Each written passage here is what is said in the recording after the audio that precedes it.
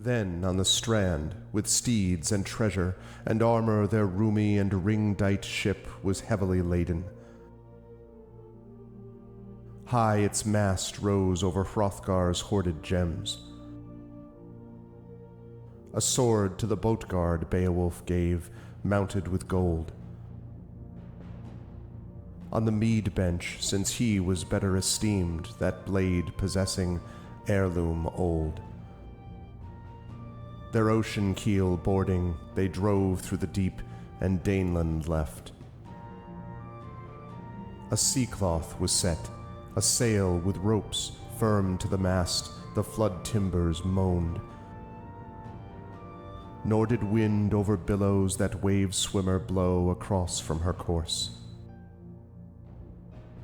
The craft sped on, foam-necked it floated forth o'er the waves, keel firm bound over briny currents, till they got them sight of the Geatish cliffs, home-known headlands. High the boat, stirred by winds, on the strand updrove. Helpful at haven the harbor guard stood, who long already for loved companions by the water had waited and watched afar.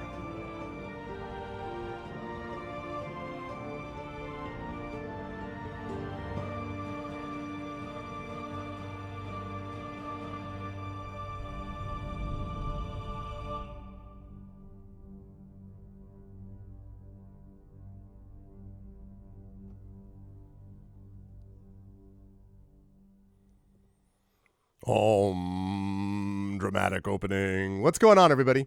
Welcome to Arvanauts. Welcome, everybody, to the amazing and awesomeness known as Trend Sparks and Beowulf. It is day 4 of Beowulf Age of Heroes, featuring Trend Sparks and Trend's character Arilfur, with the 3 Ogre Brothers Part 2. I hope everyone is excited for the next part of this portion of the Beowulf adventure. This is actually our 4th day overall of Beowulf, our 4th session overall, but the 2nd for Trend's character, and I am very excited to continue with the Ogre Brothers and see what's the deal with these 3 Ogre Brothers, and how do we, make them less ogre-y or whatever.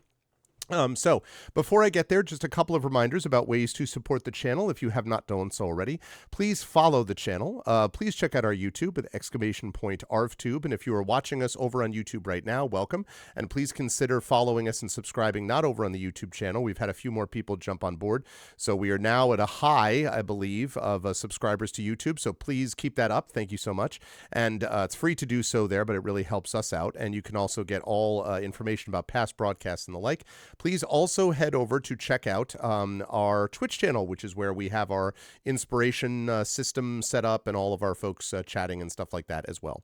If you haven't already done so, please consider joining our Discord, which is !ArvCord, where you can hang out with the Arvanauts in between streams. Twitter is !ArvTweets. Blue Sky is !ArvSky. Website for all this, arvaneleron.com. Financially, !ArvShop is the merchandise area where you can get stuff for Shire Adventures, for Adventures in Middle Earth, for the channel as a whole, just the Arvaneleron channel, for Eberron Expedition, Oracle of War, and for Expedition from the Mysterious Peaks coming soon. Also, we may have a couple of other surprises related. Maybe there might be some Beowulf related things even that you might see coming up pretty soon on the merchandise area. So please get some swag for yourself and support the channel at the same time. If you haven't already done so, please as well consider supporting the Patreon, which is really the financial backbone of the channel and makes it possible for us to do things like commission videos and overlays and stuff like that. Please also consider, if you haven't done so already, supporting us by subscribing to the channel. That is also really helpful and gives you those custom sub badges and emotes to use everywhere across Twitch. Plus, along with the Patreon, inspirations to help our players in their various endeavors. And if you haven't already done so, please consider supporting us on the publishing side of things as well. Icarus is my graphic novel from Athos Arts. Library is my Tales and Tomes from the Forbidden Library. That's my 5e adventure and sourcebook from Alligator Alley Entertainment. And exclamation point Gray Shade. And I have some exciting news here, folks, more of which I'm going to convey in just a moment. But in Gray Shade, that accounts for Gray Shade and Renegade, plus the audiobook of Gray Shade done by our very own Trend Sparks, who you're about to hear more from in just a moment. Those three things are available right now at that link. You can also pre-order the tabletop role-playing game of Gray Shade done by Brandon O'Brien and Alligator Alley Entertainment. Had some good chats with Brandon about that. That is moving ahead. That will be out late this year. And I'm also happy to say, excuse me, not that. I'm not happy to say that part, but I am happy to say that we have got a new, that Heretic, the manuscript, the original draft of the manuscript is now finished. I completed it. I typed end last night. So the manuscript is now finished in that regard. I am now in the midst of doing an editing pass, which is going to take me about a week to 10 days, maybe 8 or 9 days in the end. And then I'm going to be sending that off to the amazing Emily Bell at Athos Arts for editing passes. And then there will be copy edits and beta reads and all that kind of good stuff. But I am happy to say, thank you, Triffid. I am happy to say that it is done. At least the original draft of it is done. I feel very good about it. There was a lot to land this plane, but I felt good about it. And even as I've been going through and editing again, I feel quite good about it. I feel good that I am that much closer to having an actual completed trilogy of books. And yeah, it's quite something. It is easily the longest book in the series. But it's definitely, we'll have spent, as I've said before, like 250,000 some odd words with Gray Shade when all is said and done. So a lot of time to spend with a character that I've really enjoyed. So very excited about that. Thank you, Prince Justin. Yes, I never even saw you. And thank you to whoever that phantom person was that just spoke to me a second ago. Thank you, Prince Justin. Thank you, Triffid. So yes, so you can support us by checking out that link, exclamation point Gray Shade. And as always, exclamation point BLM, Black Lives Matter, important to affirm and assert the significance and importance of Black lives. Exclamation point Help Now, that's the World Health Organization page on suicide prevention. Important to reach out to others when you need help and reach out to others when they need help as well. And if you have not already done so, please also consider supporting Ukraine, exclamation point Ukraine, UKRAINE, to help the people of Ukraine as they fight back against an illegal and illegitimate war with bravery and courage, and send the message that we will do so for others in this situation, critically important in the future. Big day of streaming today. We have got Beowulf going on right now. Then tonight, or this afternoon, I should say, at 4:15 p.m. Eastern, I'll be over on GOG.com with Pen and Pixels playing some D&D with GOG Ghosts of Saltmarsh. That's going to be an awesome time. And then tonight at 9 p.m. Eastern, we will be back here with the Arvocalists. I think we're going to have a full crew tonight with the Arvocalists playing more of the Banner Saga 3. So it's going to be good times, good streaming day today. And I'm excited about that. And I hope you folks are as well. Tomorrow, by the way, is Wednesday night is going to be, let me just confirm, I believe this is right. Tomorrow night is going to be the day... What are we on to? Day 3 now? Yes, day 3 of Community D&D. So Waterdeep Dragon Heist, your favorite crew, shadow crew that gets things done and isn't it all crazy when they do it, and does funny, silly things. Everything's totally normal and straight ahead. That's happening tomorrow at 8 p.m. Eastern on Wednesday night. And then Thursday night at 9 p.m. Eastern, we have Chants of Senar. I'm going to really try to push and see if I can get that done Thursday night, because the following Thursday is the premiere of Final Fantasy VII Rebirth, and I'm very excited about that. Saturday, by the way, is Expedition from the Mysterious Peaks. So we got a bunch of stuff going. Last thing I want to note is just a reminder about this, which is next game. Don't forget to get your votes in on this. I'm going to be playing this next week. We have a choice between 3 games: Sovereign Syndicate, which I thought looked really cool and I was interested in; Kinseed, which I've already forgotten what that is, but I think it looks really cool as well. I can't remember, but it was also neat; and Terranil. Basically, all of these 3 are pretty cool, and I'm happy to play any of them. But get your votes in now, because at the end of the session today, we're going to be closing that down, that vote, and then I will be playing it next week, or going to be playing it next week for the Patreon-fueled Chat Chosen Game of the Month, so please make sure to do that. All right, with all that said, I'm going to unmute myself so that Trend knows we are ready to go. And then I'm going to, this time I don't have to say I'm interrupting him, because unless he was talking to himself, which, that could be happening. And then I'm going to head over to reveal to you. We have our setup. We are here. And Tren is here and ready to go. Tren, it is good to see you. There's no ziggurat. It's very easy like to set this up. I'm just like, I capture one video. Look, it's all done. It's finished. He's right there. It's one person. Tren's good to see you, my friend. How are you doing? How's life in the universe? How are you feeling about today's upcoming session? Anything you're thinking about, and who are you playing today? Well, as I told you in Discord that you may not have noted, you probably did, but you didn't comment on it. I plan to seduce all the ogres. I did not comment on that. I can't imagine why. I didn't comment on that in the least. Right, I'm not a bard. I'm not going to seduce the monster. Yeah, I'm definitely looking forward to what dreams may come. Good film. Oh God, it was hard to watch though.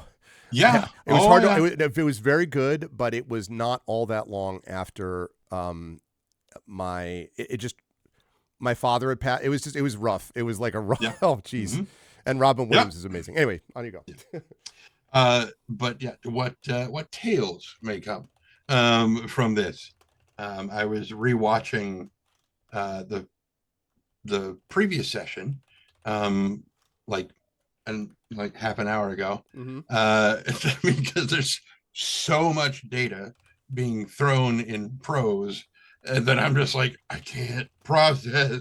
And of course, none of it was written anywhere, so I'm like, hang on, I have to go back and rewatch this and pick up what I've missed, because I'm trying to do all this. You have it easy; it's all written down where you are.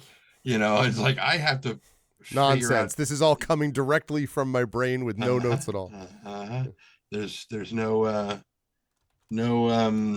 what was the name of the company that made this stuff? Handiwork Games. Yeah, them. They had nothing to do with this at all. Anyway, so it's it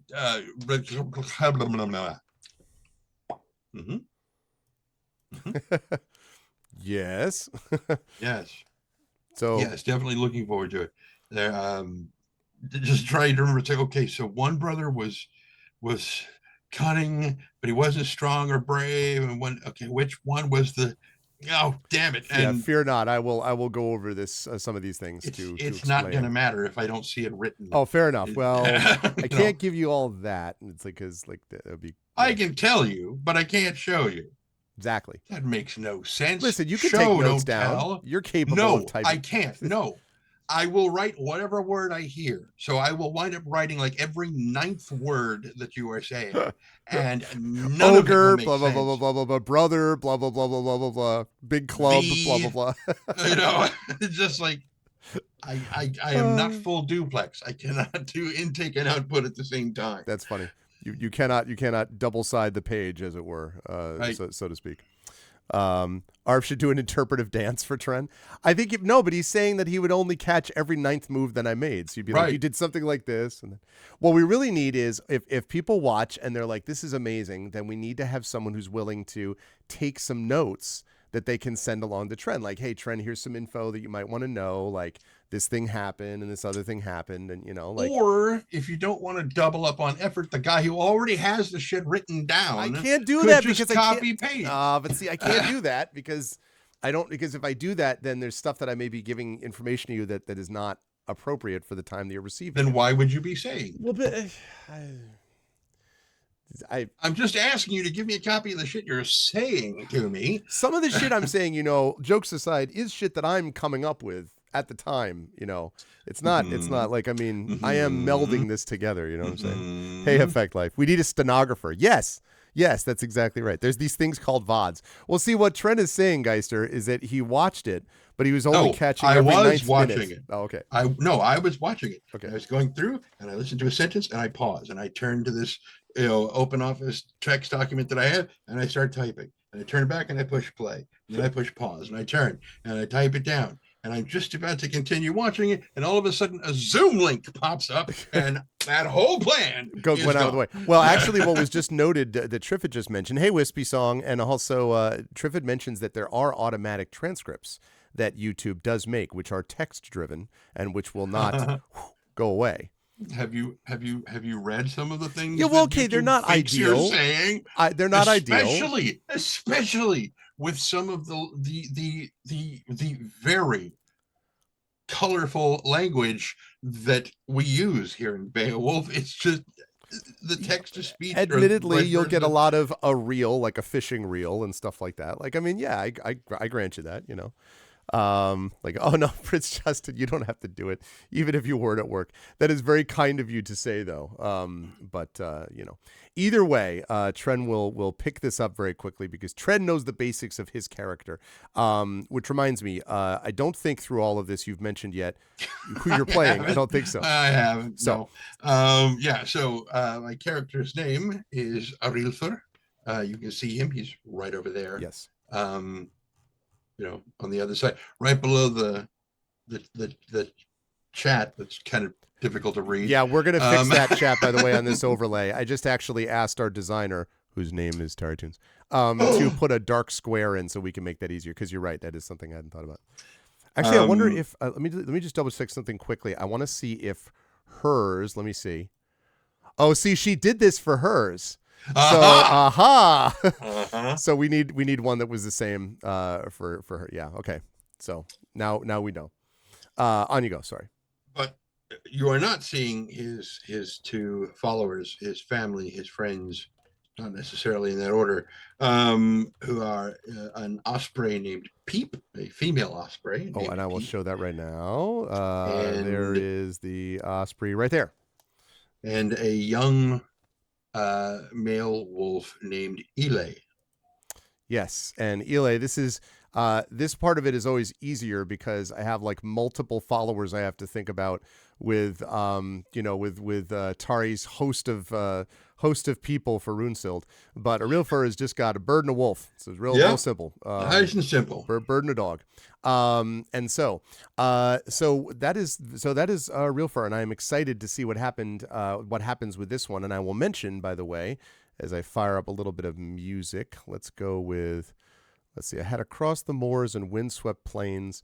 I feel like Across the Moors is always a good one, but I'm going to do some Willow in the Light to start. You say Across the Moors and Windswept Plains, and that just sounds like the first line of a poem. It does. Well, and it's funny you mentioned that because that reminds me of the way that we have to start things a certain way, which is this way. Listen! From time to time, a thane of the king who had made many vaunts and was mindful of verses, stored with sagas and songs of old, bound word to word in well-knit rhyme, welded his lay. Of the warlike deeds he had heard in saga of Siegmund. Strange the story, he said it all. The whale sings wanderings wide, his struggles, which never were told to tribes of men, the feuds and the frauds, save to Fitela only, which of these doings he deigned to speak, uncle to nephew, as ever the twain stood side by side in stress of war, and multitude of the monster kind they had felled with their swords. It is a great pleasure to welcome you all to this session of the Three Ogre Brothers. In our last session, Arilfur had heard information about a kingdom which had been taken control of violently by three monstrous creatures. They had seized it from the human kings and had taken it from them, and the people, according to the song that had been heard, had been suffering. And so with some reluctance, Arilfur was like, well, this has to be done, and gathered up his two followers and his crew on his ship, which was the Strong Tree, and with the captain, Coreltor, set off across the sea. The travel across the sea wasn't as difficult, although there was a moment where Ile ended up eating a kind of poisoned fish or something like that that had to be tended to. And that was a troubling moment, but they did manage to come through it okay. Ile, again, is young, so will sometimes eat things that perhaps he might not, would not be the wisest thing to do. That's going to happen. But did eventually make it to this strange area which had essentially what looked like kind of a church, an old church, and met there three people within the church. The three people were Bartas, Bernardus, and Cadaris. These three were people that told him of the story of these three ogres that had taken over from the kings. One of them, Cadaris, sort of avoided the other two, was a little bit more based on cunning and sort of stealth and intelligence, as opposed to the more my strong right arm and my brave sword and shield and all that kind of stuff that we got from the other two. But they told the story of an ogre king who had three sons, and a dwarf whose name was Nori the Clever, who was a great smith of magical weapons and had made a club for Magan the oldest, an axe for Bald, who was the middle child, and a sword for Bregda the youngest, and told each of them that while their weapon was in their care, no other blade should bite upon you other than those of your brothers. And thus, Nori told the king, they must fight each other, for otherwise they would each be in danger. It is interesting, however, that ultimately it was the cunning brother, the youngest, Bregda, who thought it was unwise to fight because one of them could likely defeat the others. So instead, they just split the kingdom. They seized it from the humans, and they took three different parts: the coastal fens for Bregda, the rolling middle lands for Magan, and the high mountains for Bald, and each claimed a portion of their father's servants to do with as their cruel hearts desired. And so that knowledge was given to Arilfur. He spoke to them a little bit, and then was told when he went back down to the ship the next day. He went back down to the ship, and in the morning the next day had several people who came to him to explain that something had happened. And when he went back up to the church, he found that the church was now a ruin, and the three men that he had met last night were gone. Apparently they had spoken to ghosts, which, as Arilfur made clear, yeah, that's fine. They were helpful ghosts. I don't understand what the big problem is. But his crew was a little, I would think it's fair to say, unnerved. But nonetheless, they set out again and arrived ultimately at the marshlands. And I believe I had a link. Let me see if I can find where I put that. I have to go through all the ones that are actually Taris that we did last time. I may not have done that because we switched it a bunch of times. Okay, so let me see if I have this in here. Oh, that's why, because I put it on Roll20. That's why.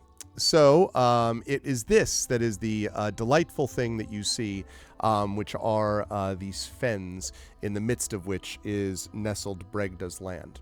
So as Arilfur lands basically on the shore, I do want to show a new map that I put together last night, which should show a little bit of the basics of where the three kingdoms are, roughly speaking.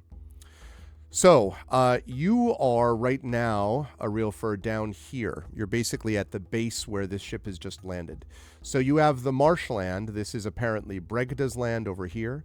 Magan, this is the middle land and sort of the hills that you can see right over here. And then right up here, you've got your boy Bald, like Night on Bald Mountain type of Bald, right? You got this over here, who is the eldest brother. It is up to you in terms of how you want to handle this, but as we've mentioned, Bregda is known to be probably, in quotes, the weakest, but the most cunning. Magan less so, and then Bald is clearly the strongest of all three of them. But Magan also is not to be underestimated, because Magan has had to basically navigate between the smartest and the strongest for a long time, and so in some ways is able to handle both. And the last thing I'll mention is, you can, of course, address this however you wish to. You did get the impression that these ogre brothers were not exactly misunderstood. Like, it wasn't a matter of like, well, they're like, you could make an argument maybe that with Runesild's monster, there could be something like this. It seems like these folks know what they're doing, and at least according to the people living under them, they are chafing under the rule of these ogres. But that is something, obviously, which you must decide.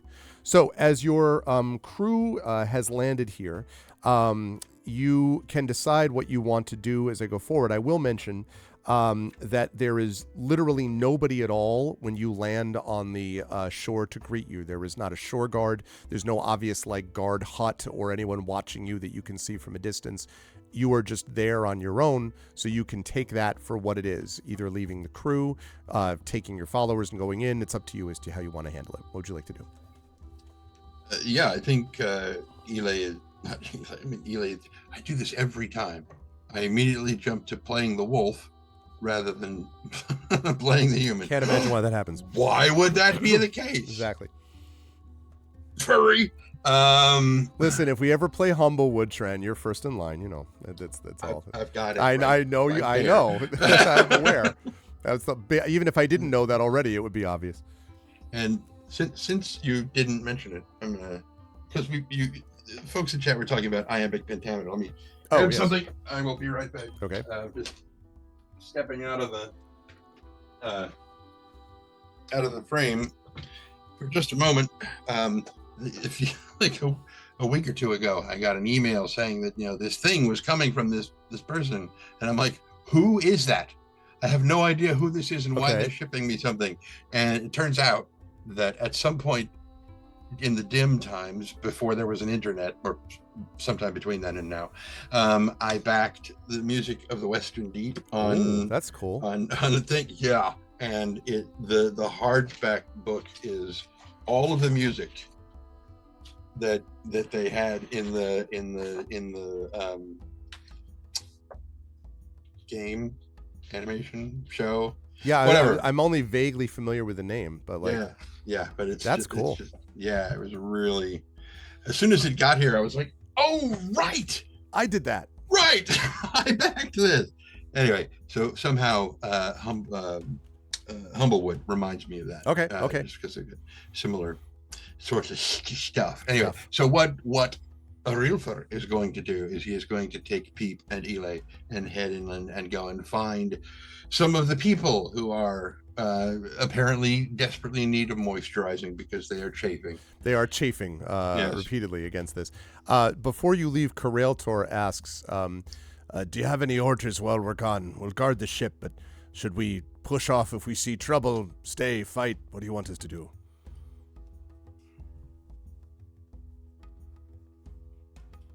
And again, speaking with humans isn't something he does very often. So he's clearly trying to work out the sentence in his head. And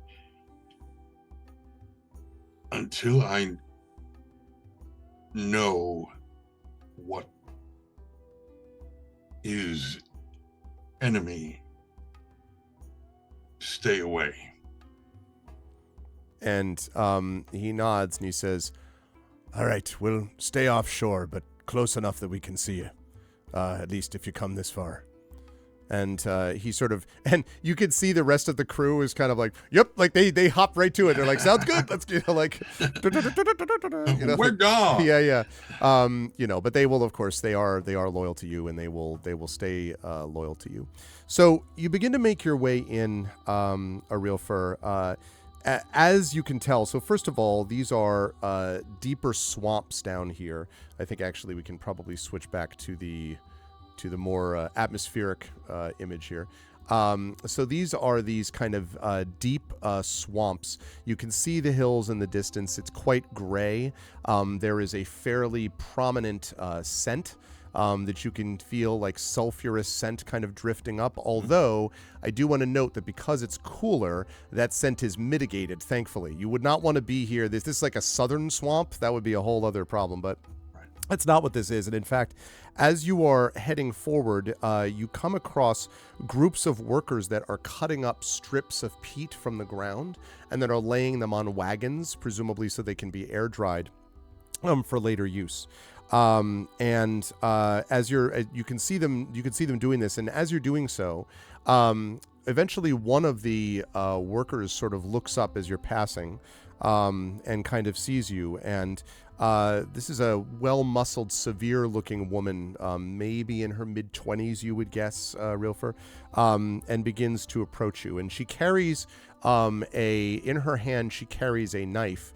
It is a bog knife. It's the thing that she actually uses to cut up the peat. She comes up to you, and she sort of looks you over. And I think I have a picture of her. Let me see if I do. Bear with me 1 second. I'd go here. Okay. Yes, digital tokens. For those of you at home who are looking at the image between me and me over there, you're only seeing about a third of what that image actually is. Yeah, if I zoom it out, I try to zoom it out even further, you get a little bit more of the sort of. I mean, it's more of the same. It's just yeah. I was gonna say it's not like you're right. There's not a bunch of stuff left or right, but yeah, it's very much that's the way it is. Remember I mentioned the ninja thing before, Trend? There we go. Ninja cat Ganesh has arrived. Hi, Ganesh. Okay. Right. Okay. Just 1 second. I have right here. Nope, not that one. Not that one. That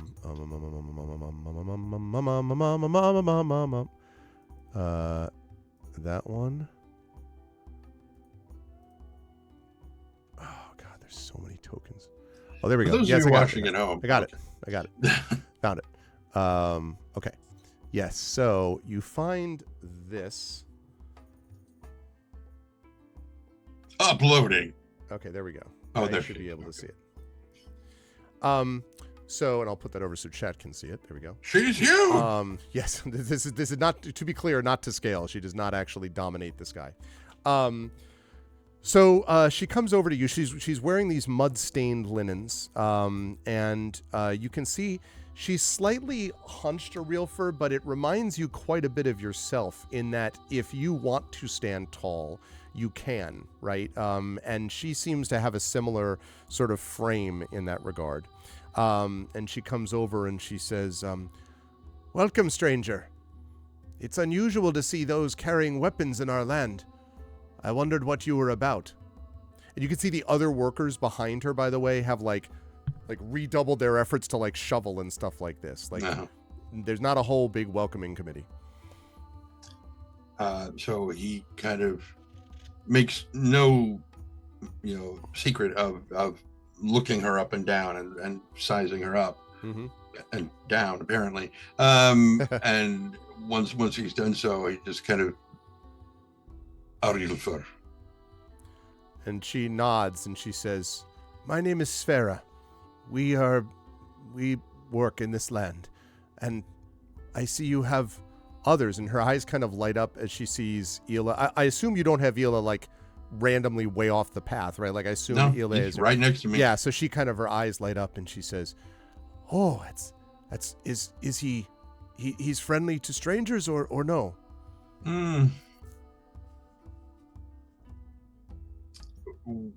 With help. Oh, and she hears that and she sort of looks at you and then is kind of like you could tell very much without even doing an insight check. She's like, she would love to like go. I really want to pet the dog. Can I pet the dog? Yeah. I know exactly how she feels. And so he kind of kneels down and he kind of holds his hand out to her. Okay. And she comes over sort of hesitantly. She still keeps her bog knife, but she keeps it like her hand behind her. So reaches out. And he like lays her hand in his and brings it over to Ile and is like, "Sfera, Ile." And she has this big wide expression. She says, "Oh," and she just sort of like, very calmly allows this sort of thing. But I should say calmly, but you can see she's like super excited that this is all happening, right? And she's like, "Oh, thank you. It's wonderful. I don't," and she kind of like starts like tapping her linens in the universal sign for, "I wish I had something to feed him," but I mean she has Pete to feed. And she says, There's nothing here. Perhaps, well, I don't know what the Lord will say to you, but of our land. But you may be able to find some rabbits. There are some that I have seen, and perhaps I have seen some." And she kind of scrunches up her, thinking about it. Like, there was a fox I have seen, some. But I have nothing to give you for food. I'm sorry. And she sort of, she's kind of like still is kneeling and then stands up slowly and she says, "Why have you come here?" "Your Lord You can see her face immediately is like, yeah. Is Etten. And she sort of nods slowly. And you see her eyes kind of like move left and right as if she's like... And is wicked to you and all. And she nods and she says, we cannot speak of it.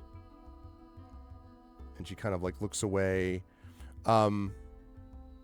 She seems both like intrigued but also frightened. Arilfer. I have heard Scorp sing of it. I would like you to make a persuasion check for me, but I'm going to give you advantage because of the interaction with Ile. Persuasion. She likes your wolf. Hey, so do I. Even though he's a wee baby. Oh my God! Wow. That is beautiful! For those of you at home, those are 2 natural ones. Oh my God, that's damn. Great. She's like, so she says, he cannot speak of it. You will come to the house soon. And she kind of, and now as you look behind Arilfer, you can see that some of the other workers are like staring, not at you, they're staring at her. And she kind of like, and then she like turns and like sort of hurries off, although she occasionally looks back over her shoulder at you and maybe at Ile, but she seems spooked. Yes, exactly. There's an adder in the ground. Right. That's very dangerous. Does it look like she's leading me towards the house? No, it looks like she's going back to her work. Yeah, okay. Yeah. And so Arilfer will just, kind of watch her go for a moment. Sort of nod and turn and look all around him at everybody who was looking at her. And just kind of, just for a moment, catch as many individual gazes as he can and just kind of hold it to just have kind of a see me, recognize that I am here, kind of, right. Communicating his presence and his, that he has an intent, though maybe not necessarily what that intent is. Okay.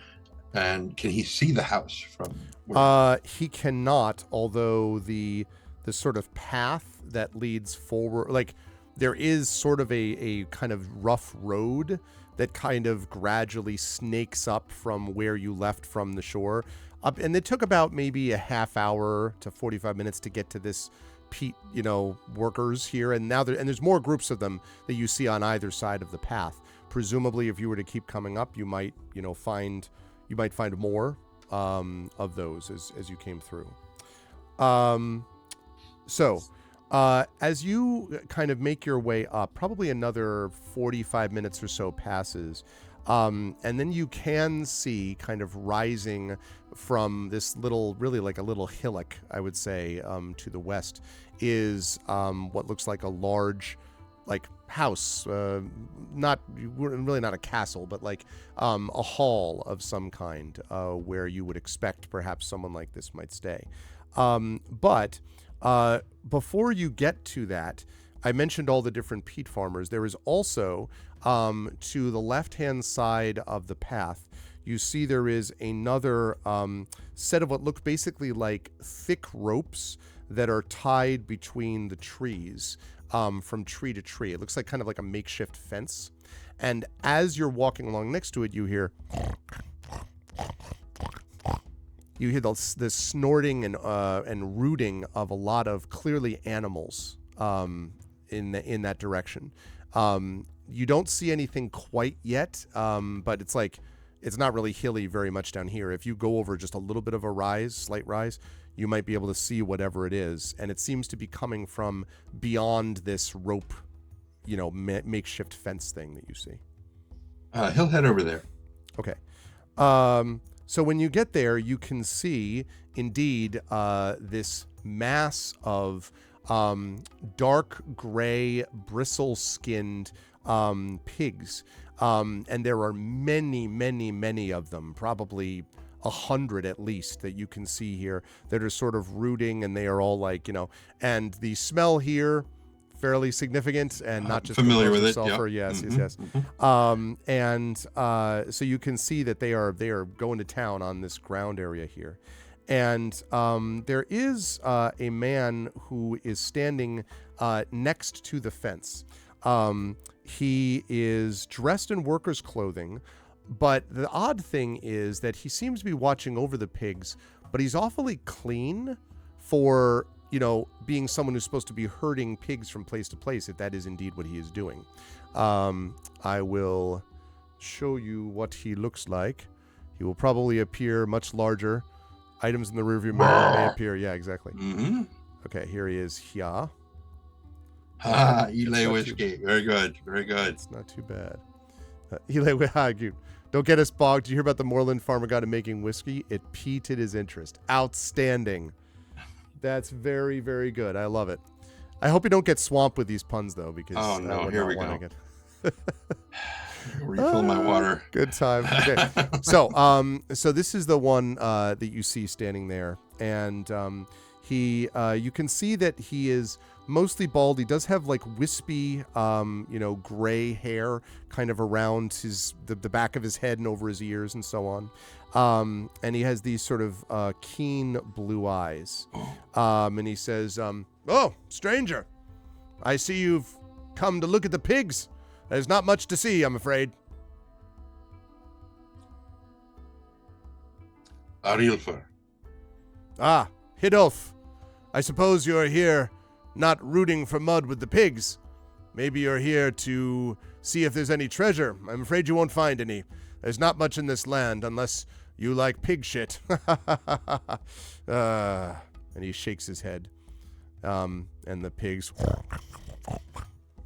I clearly need to find my pig soundscape. I don't know. You're doing fine. Yeah. You want a real challenge? Voice a gigantic crystal dragon. Okay. Now, no one would actually do that and choose to in their own free will. Especially not after, voicing a bunch of giant salamanders. I told you how to solve this problem. Just start sucking at your job and you won't be asked to do those things. Suck more and you'll get asked to do things less. Okay.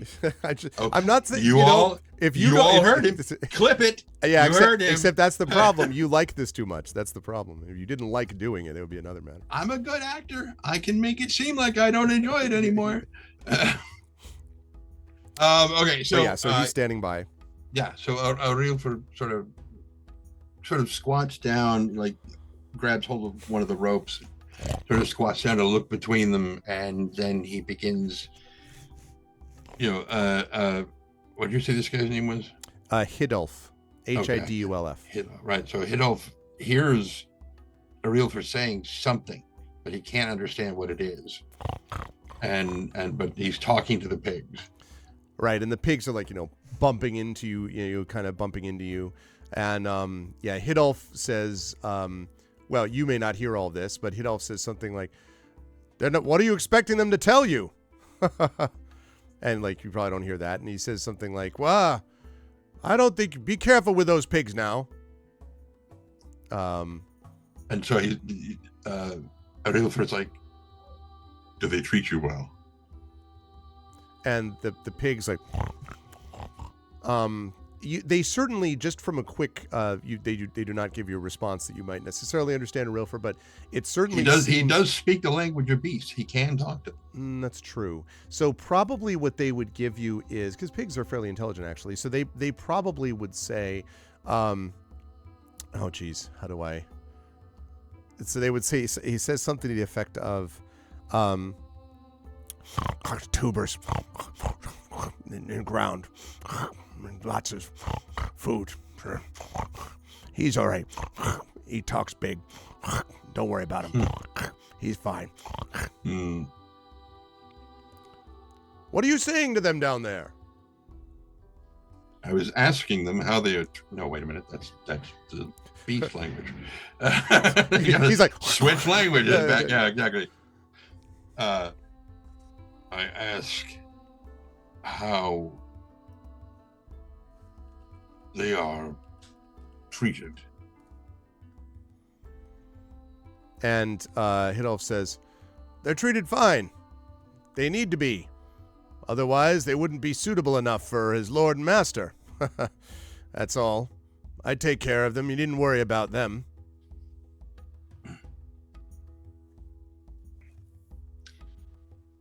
And he kind of looks down at the pig that he was talking to and has kind of a soft smile on his face. And he turns his gaze to the man, and the smile doesn't fade completely, but it fades enough for the serious undertone to kind of come to the surface. And he's, I worry of all animals. I see. Well, you won't be happy that these ones are ended up for his table. And he won't gainsay it or say no. Not much we can do about it. We just have to work. That's our lot. True. He doesn't seem bothered by the fact that, right. they're going to get eaten. Something eats everything, Yep. That's just how it is. Yep. And he says, you planning to talk with him? Or challenge him? And he looks down at the pig. No. Well, what are you going to do? Just talk to pigs? Why would I challenge a pig? No, not the pig. The lord in the castle over there, in his house, in his hall. I would speak with him.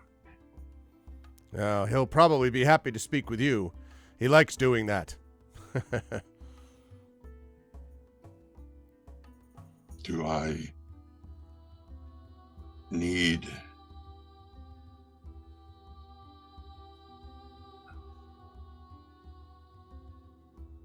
someone to take me? No. He lets people in. They'll probably make you give up your spear at the door, though. And I don't know whether they'll allow those animals in there. They don't serve their kind in there. They'll have to wait outside. No, he didn't say that. He says, I don't know whether they'll let the animals in. Maybe. But they won't let you have your weapon. Not that you could do anything anyway. He's an ogre. That's our lot.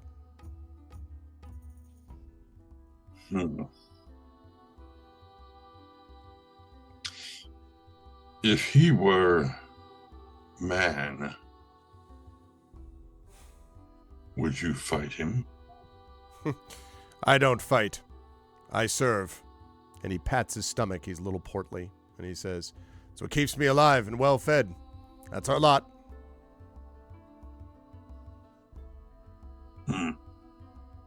And he says something to the pig, which is basically, goodbye, root deep. Right.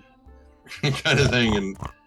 And then he just kind of, the three of them move on. Okay. So as you head out, he says, all right, well, good luck to you. Be safe. Make sure you don't get too far into the fens. You want to avoid the witch out there.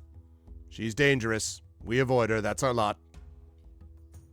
Witch? And he's already turned away and back to his pigs. Now you could go back to him and be like, witch, if you want.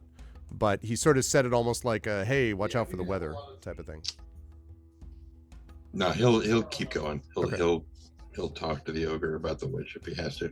Okay. So how do you know she's a witch? Exactly. Like what exactly is is this situation? What is this like? So, okay. So, as you come closer to this, I believe I have you were instantly killed. No. Roll credits. You do not instantly die. you Of course not. I you spend days bleeding out. Duh. yeah, you don't instantly die. Right. We'll role play the entire thing. So it all began when It's like Paul Rubens at the end of Buffy the Vampire Slayer. Yeah, exactly. Okay. So I'm gonna put this one up on. Let's see. Crop that. Save that as the fort. Oh, no.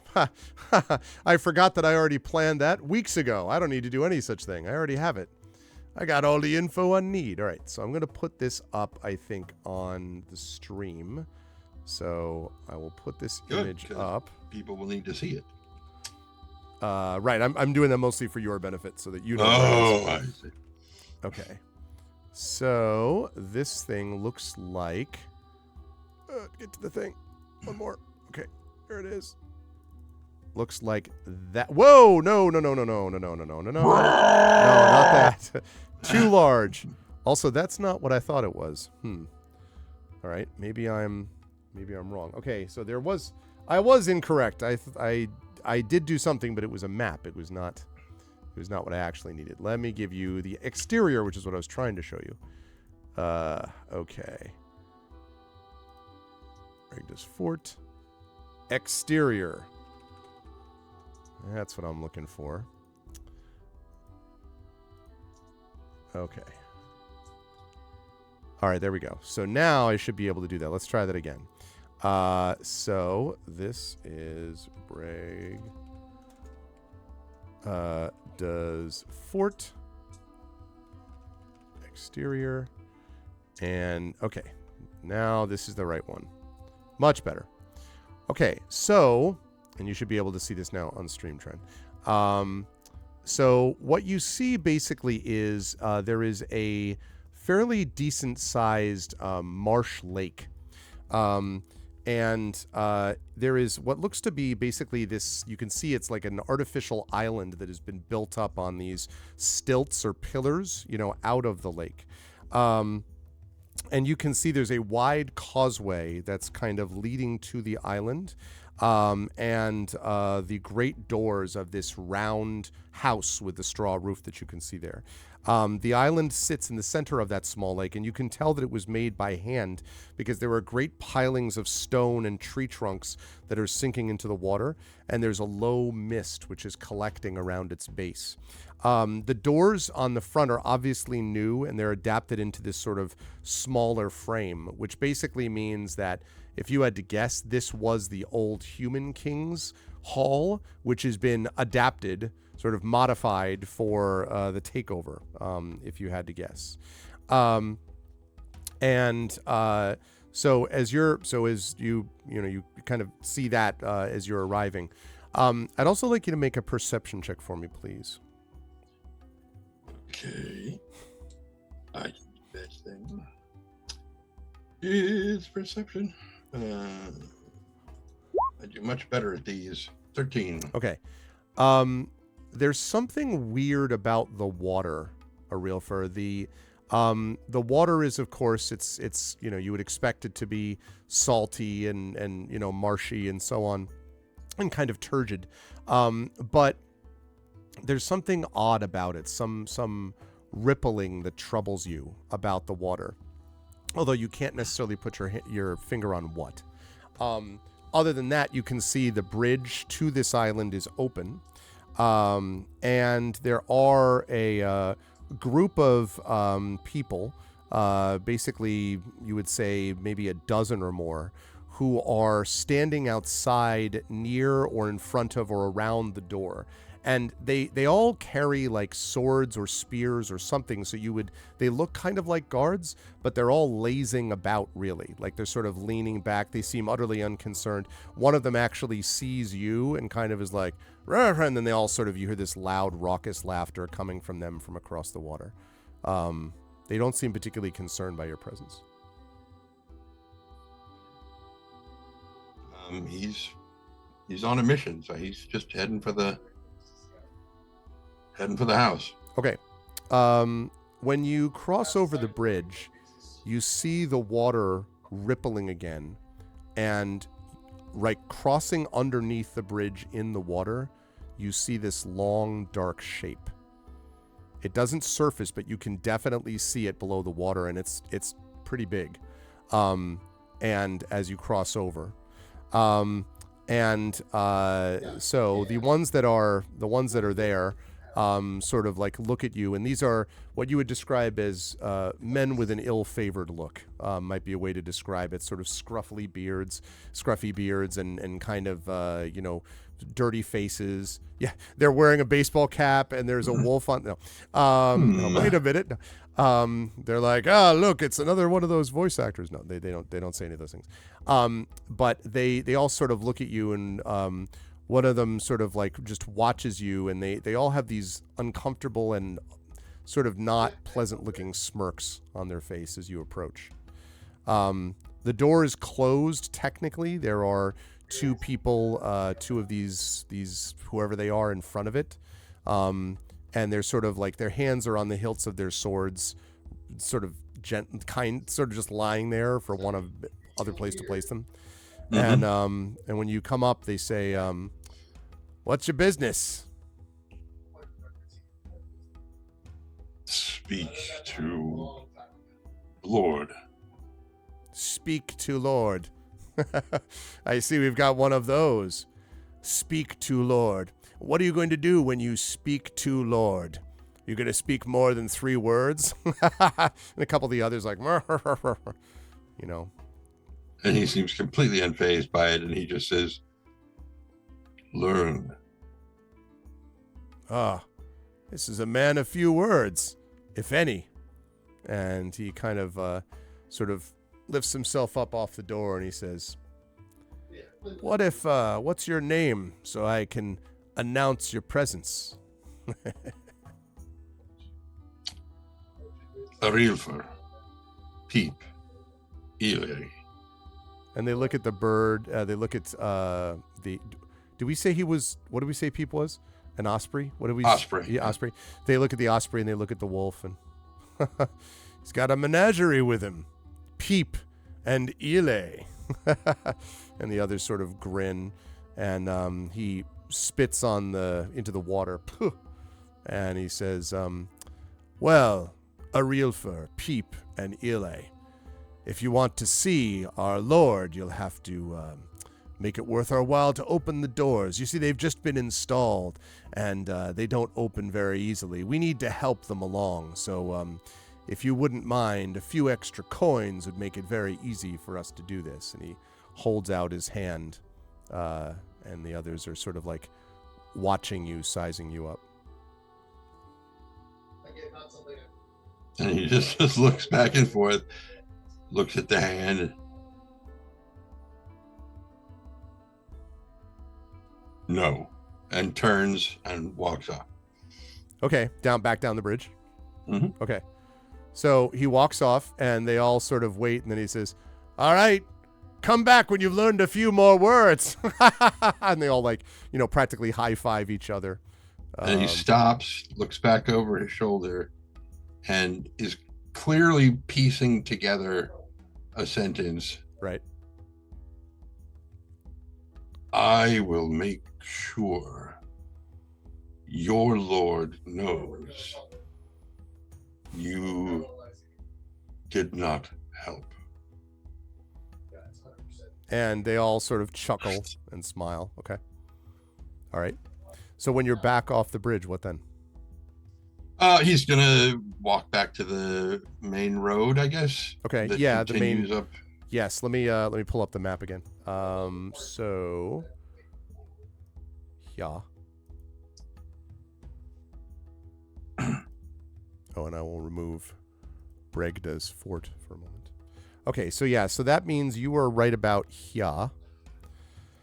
If your general knowledge is correct, if you headed up north, you'd probably end up here. Now, it did take you about an hour and a half from the shore to get here, maybe an hour and 15 minutes.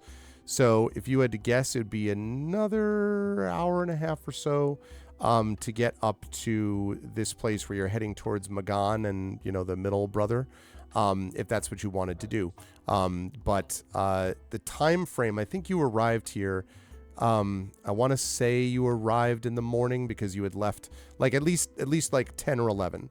So right now, let's say it's about early afternoon. So not much of a sun overhead, but it's still fairly bright light. You think you could reach the next place before darkness if you wanted to go that way, or you could bypass it altogether, or whatever you want to do. So it looks like there's a branch off to the left. There is. You don't know what that is yet, but that is the case. Yes. So he, kind of looks to Elay and Peep and just tells them, "Why don't you two go find dinner?" And they, Peep kind of, tilts their head and then whoosh, like zips off. Off she goes. And Elay sort of nuzzles you and then charges for the moat and leaps into the water because that's where You saw a big fish in there. No, you did not. A very, very big. Okay, so Elay heads off. What are you doing? He's going to turn down that left side road. People will be able to spot him from miles away, so he's not worried about losing them. Okay. All right. So, as you are, as you're heading up, you find as you're sort of climbing out of the swampland, you are rising into this series of rolling hills. Here, the sulfurous smell has dissipated. There's a little bit more wind, I want to say, but there are these plowed fields and great plains. And as you are sort of coming up, as you're kind of making your way up there, you find yourself seeing more and more horses. No pigs up here, but lots of horses. Some of them running free from everything you can tell, and some of them in these very large, I don't even know if paddock would count. I mean, like it's a huge field with a big fence and tons of grass and all that stuff, kind of running around. And these horses look to be both very strong and swift. And apparently well taken care of. And you know enough about animals, Arilfer, to know that these do not look like a recent import. Like if you had to guess, these look like there are bloodlines that have been going back a while in this land in the raising of horses. And so as you make your way up and sort of closer, when you come to that spot where you could head off to the left down the pathway, you might be able to see that right to the right of that sort of intersection is these two buildings, kind of a barn almost, many horses running around one of the buildings as well. And you can see that there are these low walls of dry fitted loose stone. And in one little section of that stone, you can see a few sheep grazing. It's the first time you've seen something other than horses up here. And there are two boys that are sitting there, kind of, both of them look to be, one of them might be maybe 13, 14. The other one is definitely younger, maybe 9 or 10.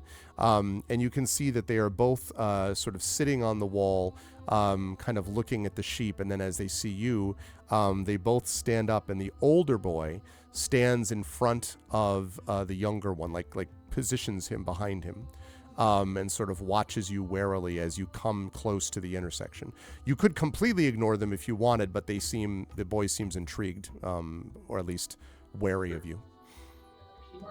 He pauses to wave, and he kind of slowly raises his hand, like he looks toward the left side road and back over at the boys. So he, the boy kind of looks in that direction, and he shrugs, and he says, he kind of like waves his hand like, I don't know what's over there, type of thing. And the younger boy now you can see is like looking around his brother, and looks like fascinated in you. The older boy looks wary. The younger boy looks like, ooh.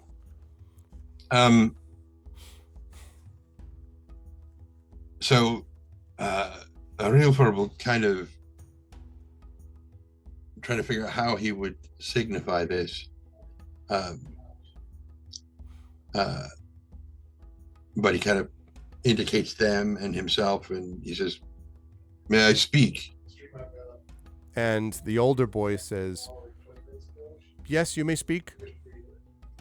And he very slowly he's drawing himself as tall as his 13 years will allow him. Like, I mean, they can be tall, but I'm saying, like, my point is, I know. I'm just saying he. I mean, Arilfor is kind of stooped the way he normally that's true. is. That's true. But so they're a little closer in height.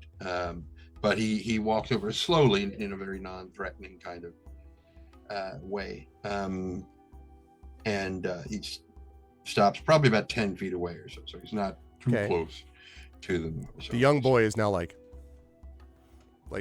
trying to see you, and he sort of like catches his eye for a moment and kind of smiles with this sort of yep, I know what that's like, kind of thing. And he looks at the older brother and says, "Do you know which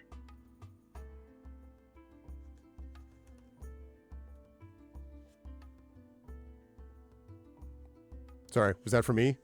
Yeah. Do you know? Which? I honestly thought you were going to finish this sentence. I was waiting for it. What? I'm like, okay. Do you know which? As I said it, and I realized there was more in which than I wanted originally. Way? And I was like, wait, he doesn't know what you said. Which ogre? Okay. Do you know which? So you say that, and no, which? No. Which from the fence? Oh, we don't go down there. That's for those people. We don't go down there. It's dangerous. We stay here. Someone spoke of a witch on the moors, the fens. And the younger boy says, he must mean the outrider, the outrider. And the older brother says, shh, Car. He doesn't mean the outrider. He said a witch. Witch cat. Yeah, exactly. He said witch, and then the cat leaped down. He said a witch, and younger brother says, yeah, but he's got magic. He's kind of a witch. And the older brother's like, shh. And the younger brother, can you speak of outrider? Oh, are you him? The younger brother says. Are you the outrider? No. That's do you so you don't know him? Not yet. Oh, he's so he's now the older brother is like, shh, Carp, shh, and he's like, no, it's fine. What, I could talk about it. It doesn't matter. He's not gonna. He's like he's a legend. He rides with he says he rides on his horse, and his horse is like 10 feet tall, and he's like 12 feet tall, and he's huge, and he hides from the king so that when he can, he's going to bring justice to the land. And the older brother says, shh. And he literally turns around to Carr, who you've now heard the name, and says, shh, Carr, you don't know who's listening. And the younger brother sort of sullenly says, he is, though. Someday he's going to help us. Everyone says it. And the older brother kind of turns back to you and says, sorry, sir, he talks out of turn sometimes, but he doesn't mean any harm. And you can see he's like, kind of actually make an insight check for me, Arilfor, because something is clearly up with this kid. Well, this should be fun. Critical multiple ones. For those of you who were not watching last time, I rolled a lot of ones. You really did. And now I've got double natural ones on this. So let's see where this goes. Wow. Okay, 23 and a 25. Like, so. I too was this boy. No. You can see that this boy is exceptionally nervous, and if you had to guess, you can tell by the way the boy is like holding his younger brother near him that he's very frightened for his brother. You don't get any impression that he's like hiding things from you about like because he's malicious. He's really freaked out about his brother, and the impression of it, a real fur. You don't have enough exposure to this sort of thing to know, but it strikes you that this is the kind of thing like a father would do or something. Like it's one thing to be protective, but this seems like a father protecting a son, not an older brother protecting a younger, even though it obviously is that.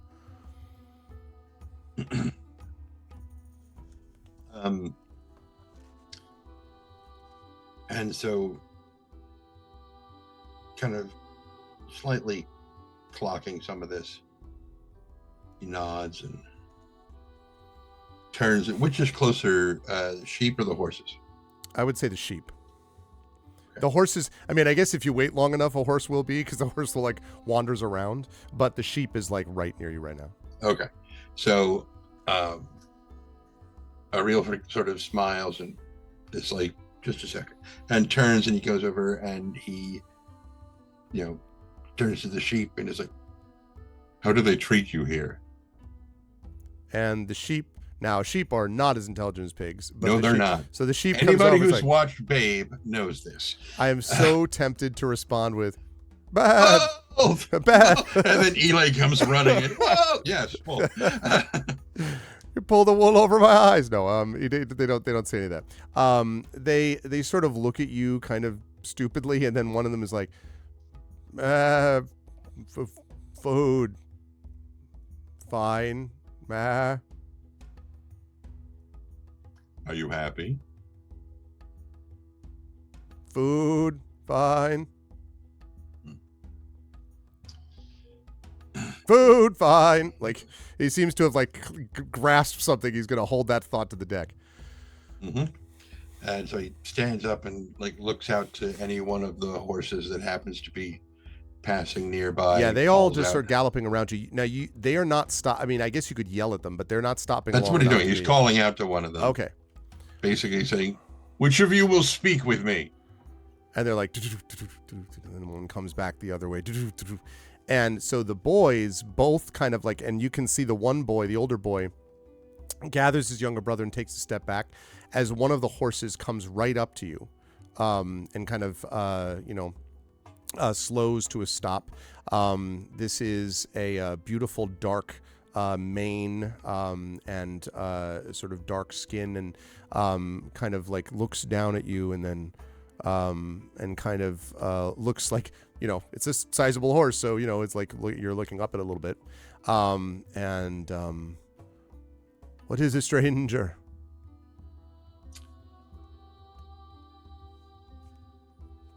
I am here to learn, and I would learn of the Ettings, of the witch, the outrider, if these boys treat you animals well. And they look at all of you, and the boys like eyes as wide as saucers, because the horses, like, all they hear you is being like, right? But they can see that the horse is kind of nodding and like, and the horse says, boys are fine. Father took care of us, is dead. Older boy tries now, but has too many, cannot manage all of them. Helps his mother. And then sort of like pads around you a bit, and then sort of says, we're other kings. Now, large ones come, take over. They are not kind to us or them. And then sort of, pads along again, and then says, the outrider. You mean man and horse. Yes, sometimes he rides on this horse. I have not spoken to him. Horse is very fast, strong, but stays to themselves. The rider has a shield and an axe. You know which way he lives. And the horse sort of turns around and kind of like sort of moves his head in the super helpful direction of this. Like, you get the impression it's like somewhere, yeah, like go forth. It's a WoW quest, right? Like you'll find them Uh-huh. somewhere in the zone. So yeah, and Hmm. and you can also tell, by the way, Arilfa, that although these things could probably do with a bit of like, their hoofs look a little rough and all that, they do, however, look well fed and like strong. Like they do not look like they have been abused or anything like that. They may not Right. have had their coats done A little quite TLC perfectly. would be good, Yeah, but they're yeah, not mistreated. right. All right. So Arilfa will thank the horse, ask him his name or her name. He says he says Equus. No, he does not. He does not say that. No. He says something which sounds more or less like, you can't tell if it's like rider or strider or something like that. It doesn't quite translate, but it's something like a horse that takes long strides, if you had to guess. So he will give him a little scratch on the withers right between the front legs. It's a really Yeah, for horses. Exactly. And then a long stroke down the neck and a pat, and he turns around back to the boys. And now both boys are doing this. The older boy a little bit. The younger boy is like, "Did you talk to him? Can you talk to animals? Can you talk to any animal?" And the older boy's like, "He was just making noises." He's like, "No, I saw, like, he was nodding at him. That was Strider was nodding at him. Maybe, do you talk to animal?" And he like goes back to do you talk to animals? Many. Oh, he talks to animals. He could talk to anyone. Could you talk to? We have a cat somewhere. Could you talk to our cat? Could you talk to? So he's like starts like rattling off animals. What about the sheep? Can you talk to the sheep? Could you talk to pigs? Could you talk to? And he just like starts rattling off this name, and the older brother is like desperately attempting to get him to shut up without like hurting him. He's not doing so successfully. Get the staple gun. It's just be quiet. One duct tape. Right, exactly. And he just kind of chuckles and nods to a couple of things. He says, "Your father is gone, and you try to help mother as can." And the younger boy, for the first time, just like stops. He doesn't say anything. And the older boy, "It's fine. People die sometimes." He doesn't make eye contact with you.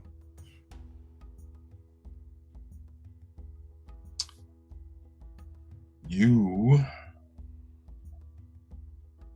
try hard to help. I have to. Mama doesn't have anyone else. You are a good son. You can see him kind of moving back and forth uncomfortably.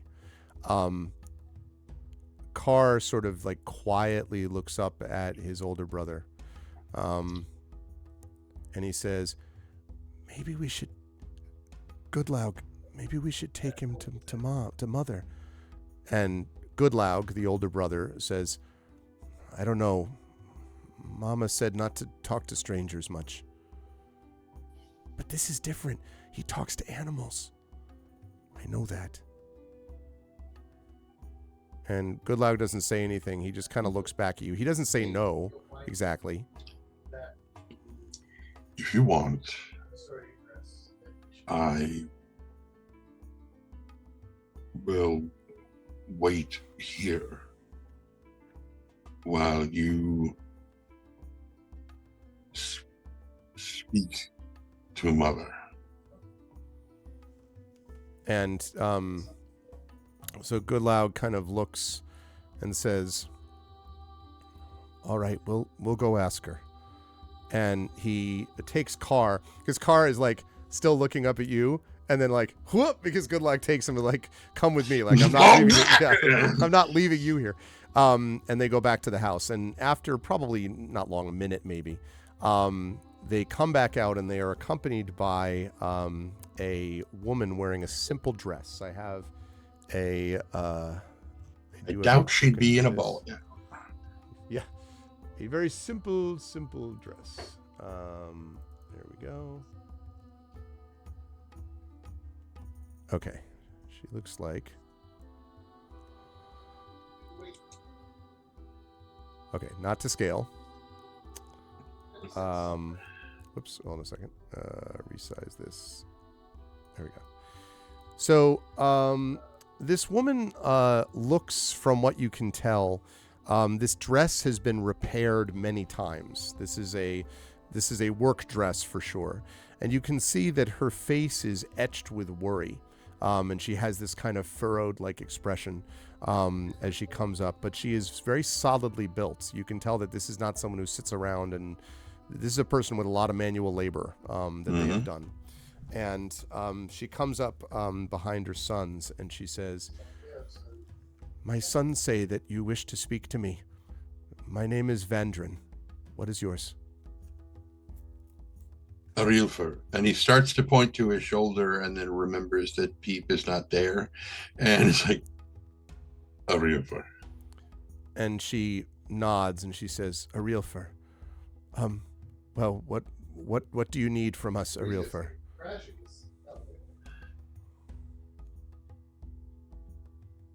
I have come to help with the Etten cruelty. Now, when you say that, sure, like she visibly draws back a bit. And this time she's got, her sons next to her. So she takes the classic, every parent does this, put the arm around the child thing slightly. And she says, we don't know anything about our lords. That's not our business. You could see her lip quivering.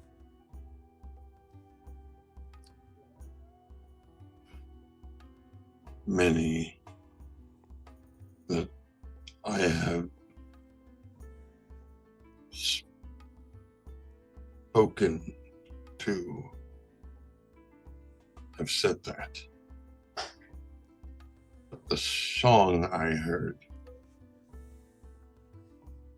tells me that you are all hurt by them. And she kind of her mouth opens a little bit.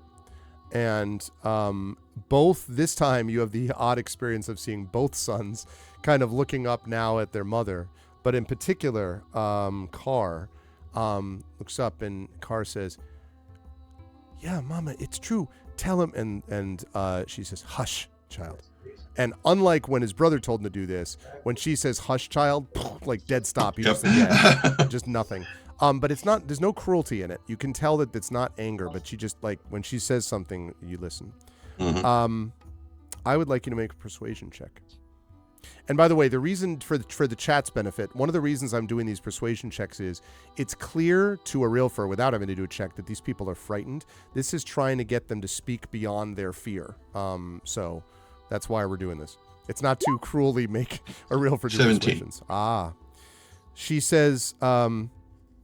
She says, "Well, there is an evil ogre that rules these lands, and you and your people, if you have any, should return to your ship and leave before you find yourselves the subject of his cruelty, because he will be cruel to you. That will happen."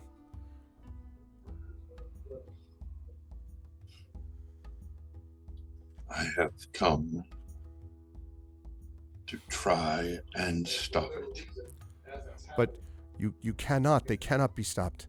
They are strong, and they will harm. And then now, actually, I'd like to make an insight check here, please.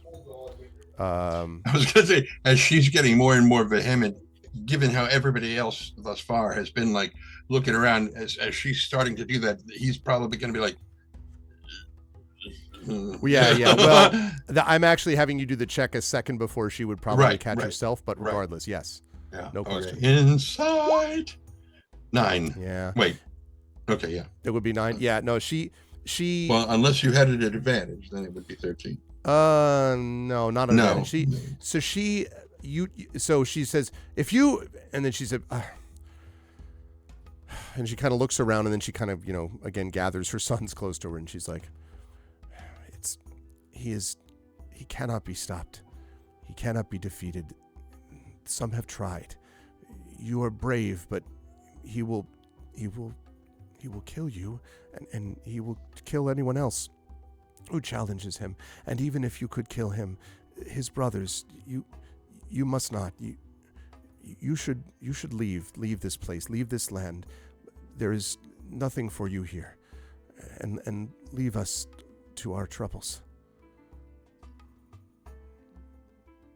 I may not have to kill him if I can teach him, heal him.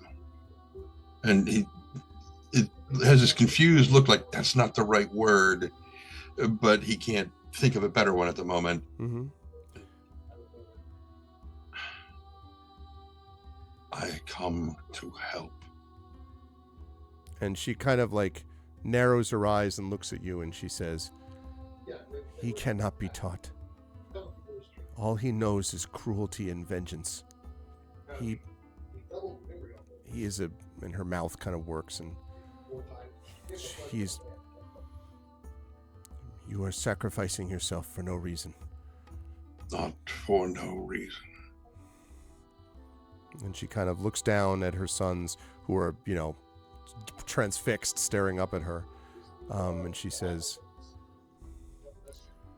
if you need a place to stay, you can stay with us. Otherwise, please move on. And she kind of turns, and like the two sons head off behind her. Although, as they do so, Carr keeps looking over his shoulder at you.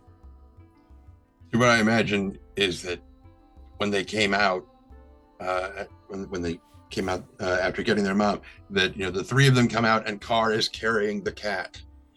I haven't. Yeah, no, not yet. You got the Talk impression. to him. Yeah. Talk to him. Tell me what I want to know. Yeah. Why does he push everything off the table? I don't know. Nobody does. That is a secret cats will keep forever. And he nods for a moment and turns back toward the road, and is just kind of looking through the sky to see if he can see if Peep is, circling, hunting or whatnot. She's not especially good on the ground, or hunting things on the ground like she is at the water, but she can at least lead Eli to a bunch of to a brace of conies or something. Okay. Yep. So he's kind of just watching for that to see if there's any indication that they've found some of these rumored Hassenpfeffer. Yes. So yeah, you do. And I'm sorry. You said you're waiting at that rough intersection ish. He hasn't wandered too far from where he was talking to the horse, but he hasn't approached the house yet. Gotcha. Okay. So yeah, when you when you sort of wait for a little while, eventually you do see Peep kind of excuse me, flying from a distance, kind of silhouetted against the gray sky. And Peep, when he wants to move, can fly at a pretty good pace, and he comes up to you and settles onto your shoulder. You don't see any rabbit, but you do see the telltale signs of rabbit fur, one which seems to be stuck in his beak. So you think that probably must have been a little one that Peep seems to have caught, and Peep seems reasonably content. Eli, though, you have not heard back from yet. And so he'll look up at Peep and ask her, where is he? And Peep trills and says, north, and kind of jumps up and flits about your head and sort of in the rough area of the go here to find the big things, like somewhere in there apparently is where Ile has ended up, although you don't know why, because you made it clear, like, you know, go left or right of the path or whatever, but not go past them. But apparently he's gotten a little bit farther afield than planned.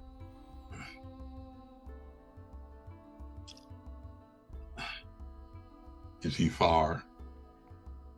And Peep sort of spirals up again and then down. Not for me! And then leaps up and spirals up again. Go and tell him to come back. Bring him here. And she sort of trills again and then cries again, echoing against the air, and then speeds off to the north. It's probably, if you had to guess, probably about 10-15 minutes, and you can see that the sky is darkening, and it's too early for it to be darkening for like evening weather. You think that there is a storm coming on. You can see the sort of clouds rolling in, and you can almost see the sheets of rain kind of getting closer and closer because you're looking down, you know, towards the ocean. As Peep arrives back, along with Ile. Now, Ile comes up to you, and is carrying the dead, sort of limp body of a rabbit in his mouth, and he comes up to you and says, "Don't talk with your mouth full. Give me that." "Prepare." He says, "I couldn't even eat yet. There's more there. Behind. Big horses. Big horses." His eyes widen. He says, "I raced one." Raced one? And he nods. Was he fast? And he stops. He's like, he got a head start. I see. And Peep sort of on your shoulder trills, "He was much faster and much bigger." And Ile, like, sort of snarls at Peep. "Got a head start." Bigger than those? And he looks up, and Peep and Ile. "I saw two," Peep says. "One was a man on a horse, and another one even bigger." And Ile says, "That was the one that I raced. I don't know that he got a head start." And Peep says, "She didn't even know it was racing you." He says, "It's okay. "Maybe it was. It was fine. I would have gotten him." Did you have fun?" "Yeah." That's all that matters. And at this point, the rain is starting to come down now. All right. They said we can stay here. Let's get out of the rain. If you head over, you can come to this like kind of this longhouse, basically, that would allow you to do this. So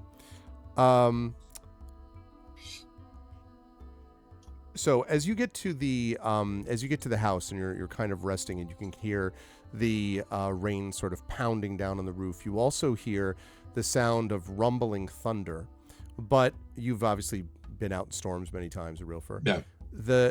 There's more rumbling than that.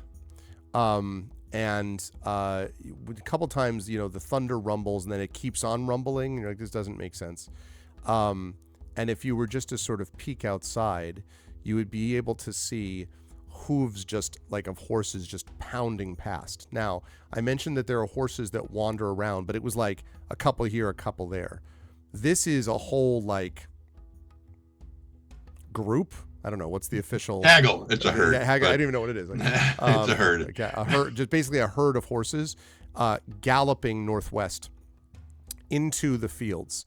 And as they do so, you can see every so often sheets of lightning illuminate the darkness, and you can see it reflecting off the bodies of these horses. But they are all definitively heading that direction into the area. Otherwise, you're fairly dry in here. And Ile says, I can race them. I'm ready. Right now. Kind of like jumps up. And so, Come on. You're young. That's why you're so rambunctious. Anyway, that's why I'm so fast. Come on. I know you're much faster than me, but Peep is faster than both of us. What? No, unless Peep gets a head start.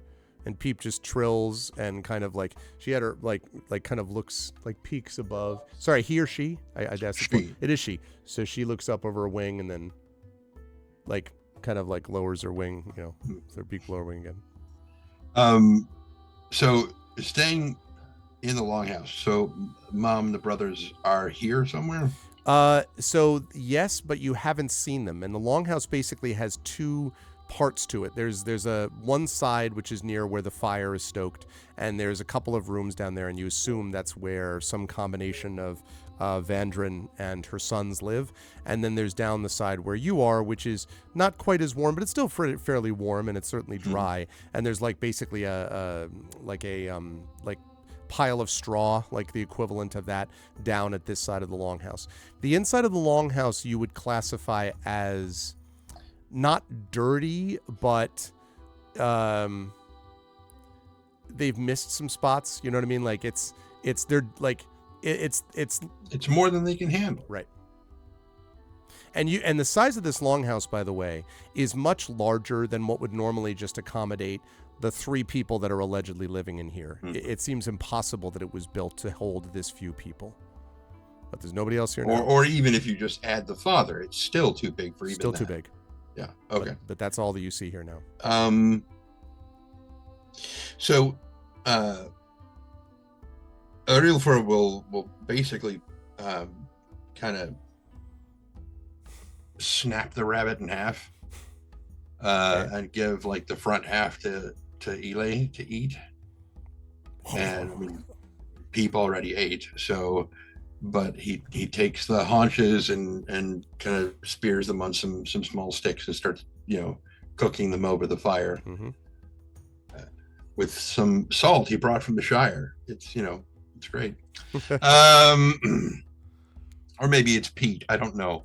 It could be anything. Yeah. Exactly.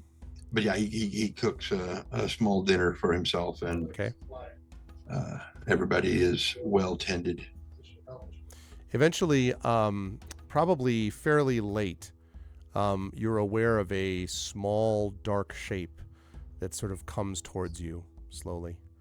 And pretty obviously, it's the only small, dark shape that could be this small. And you see that it is human, and it's a boy. Oh, and I thought you meant small like a cat. Not that small. No, I thought about that. Yeah, no. This, but he comes up, he says, is everything okay? Like, do you have enough food? Yes, Connor, thank you. Wow, Prince Justin, if it was a half-starved rabbit named James, he could snap into a Slim Jim. Wow. Snap into a Slim Jim. Okay. Oh, yeah. So, anyway. You should be able to right-click on Prince Justin's name and time him out for like 10 minutes. Oh, man. So anyway, he says, tomorrow morning, are you? Prince Justin says, "Sad panda." Tomorrow morning, are you gonna leave? Are you gonna talk to some more animals? Are you gonna beat the ogre? Are you gonna find the outrider? And he like starts rattling off other options. Are you going to like walk outside and then look at the sky? Pointless. And then he just goes on for a while. And when he finally gets to the end of whatever his list is, or starts repeating himself, Arilfor would just kind of hold up his hand and just like, yes. Wow. That's wow. And then he kind of lowers his voice. He says, Mama doesn't want me to talk to strangers, but you should know that the ogre, it is really scary. You need to find the outrider because he's a hero, and the hero always beats the bad monster. That's what they say. That's what they say. Yeah. So if you can just find him, maybe you can talk to his horse, because you can talk to anything. So if you could talk to his horse, then his horse could talk to him, and then you know. That is my plan. Okay. Because Mom is sad a lot. Okay. And he kind of like gets up and he kind of sort of stands and bows. And you hear this sort of stirring from the other side of the longhouse. And he's like, okay, so good luck, animal guy. And then he goes, and he like darts off in that direction, very quietly, actually. And you don't hear anything else. At least for a while, you do not hear anything else. Before going to sleep,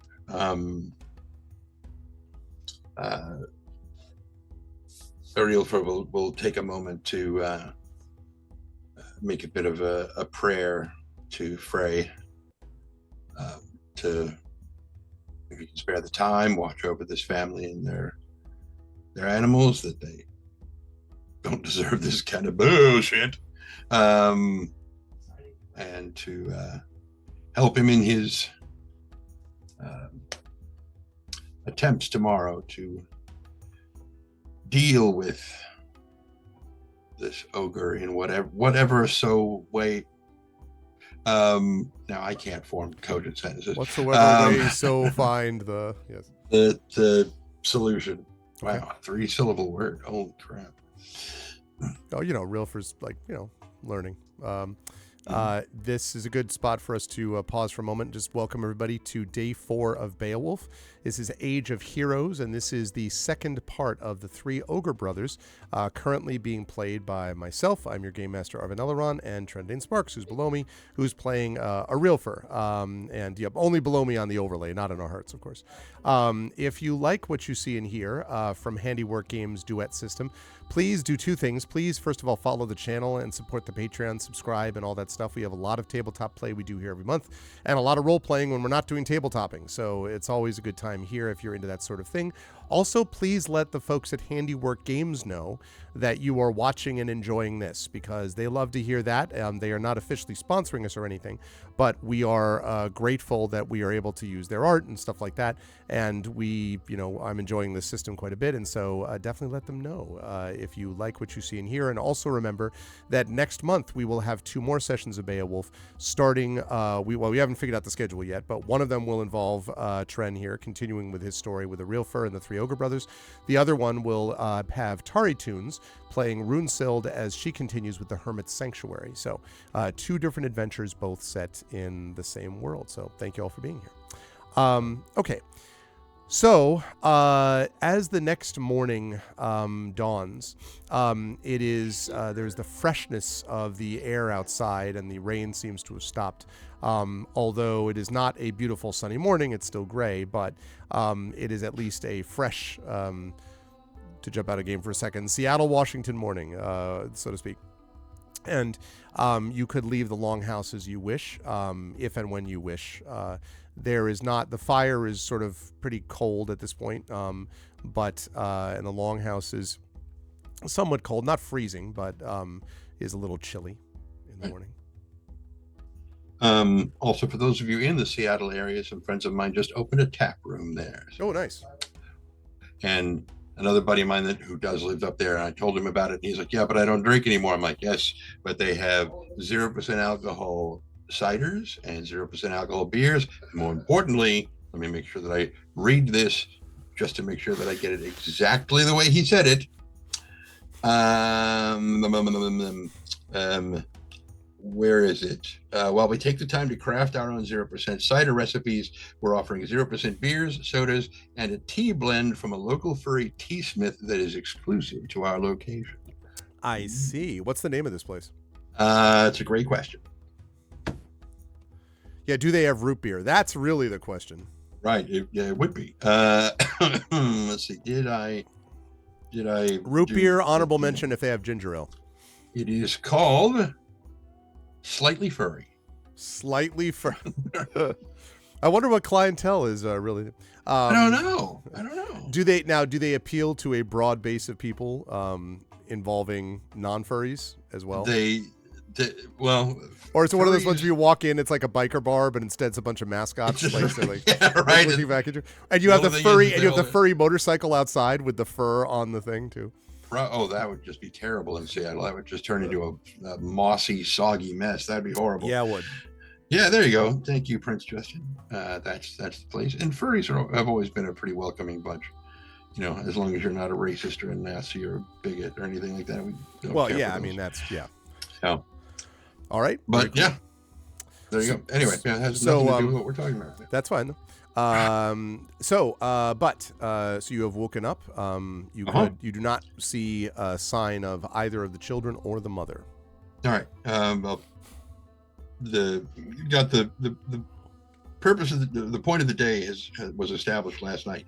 So he heads out and tells Peep and Eli, take me to where you saw them. And Eli says, okay, and then zips off. And Peep sort of again cries out and then leaps into the air. And you trace a path. Now, this is just so you know, you can traverse this, but this does mean if you follow them directly, you're going to be going like cutting across Overland, country. yeah. You know that, right? Mm-hmm. Okay. Yeah. All right. So that's how we usually travel. So I figured, yeah. All right. So you go this way. So as you were heading into the land, they're sort of make their way into the middle of this sort of field. And again, there are these rolling hills and grasses and plains, and the sort of grass sways back and forth, that type of thing, some long grass. I would ask you to witness any of my Ghost of Tsushima play, and you will know what I mean in terms of like running on a horse through a bunch of grass. That's basically what it would look like. But as you are going through, I would like you to make a perception check for me, please. You also got a lot of that in Shadow of the Colossus. But Yeah. Good example. Yes. Of course, I refused to finish that game. So you said perception? Perception, yeah. Great game. 15. Yes, it was 15. A wonderful game. I just refused to finish. I know why. Although there's some redemptive aspects of it, but still. Okay. So, as you are going through, you hear what sounds like at first the rumble of thunder, Arilfer, but there is definitely no storm cloud that you see at the moment on the horizon. But you can hear it. Do you get a sense of direction, or is it rolling hill? You believe it is coming from the northwest, like roughly the direction that you're going, but it seems to be getting louder and headed your way. That's my thought as well, Tribbett. Hooves.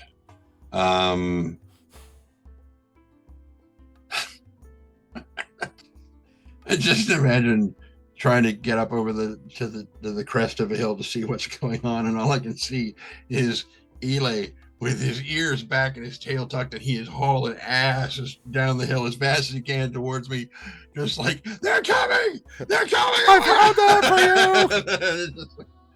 Oh no. Message for you, sir. Exactly. Yeah. So keep heading that direction, but he's also kind of watching. Yeah, because Peep sort of zips down almost immediately, about maybe 30 seconds later, and then lands on your shoulder and says, they're on the way, all of them. And and she says, Eli's in front, maybe. No. He's got a head start. We'll see how long that lasts. But yeah, he'll try to get to a crest so you can see. You get up to the crest. So I want to paint the picture for chat. You get up to the crest about 10 seconds before, as you climb up out of the grass, you just see these horses just surging towards you. And they come towards you and sort of Peep. You can almost even Peep sort of shivering on her shoulder like she wants to take off, but she stays. You don't see Eli. As they arrive at the hill, now they easily could have gone up and over, but they basically part around and just keep on going. And as they go by, the last one, and this is the one they're sort of like galloping along, but the last one you see is maybe a step behind the others, clearly not because it can't keep up, but because it is taking its own path. You have a real first seen horses of many different sizes and shapes in your time. You have seen wild ones and tamed ones. You've seen well-kept ones and not. You have never seen a horse like this. It is a strong... Zebra. No. It is a zebra, no. It is a huge horse with great corded muscles beneath his chestnut coat. And as he... really, it's more of a, like, a canter, let's say, than a gallop. As he goes along, you can see him look at you with these dark and deeply intelligent eyes. And then he canters on past, and behind him, about 30 seconds, is Eli, who's like running behind, who comes up to you and sort of pants. So, the horse head start.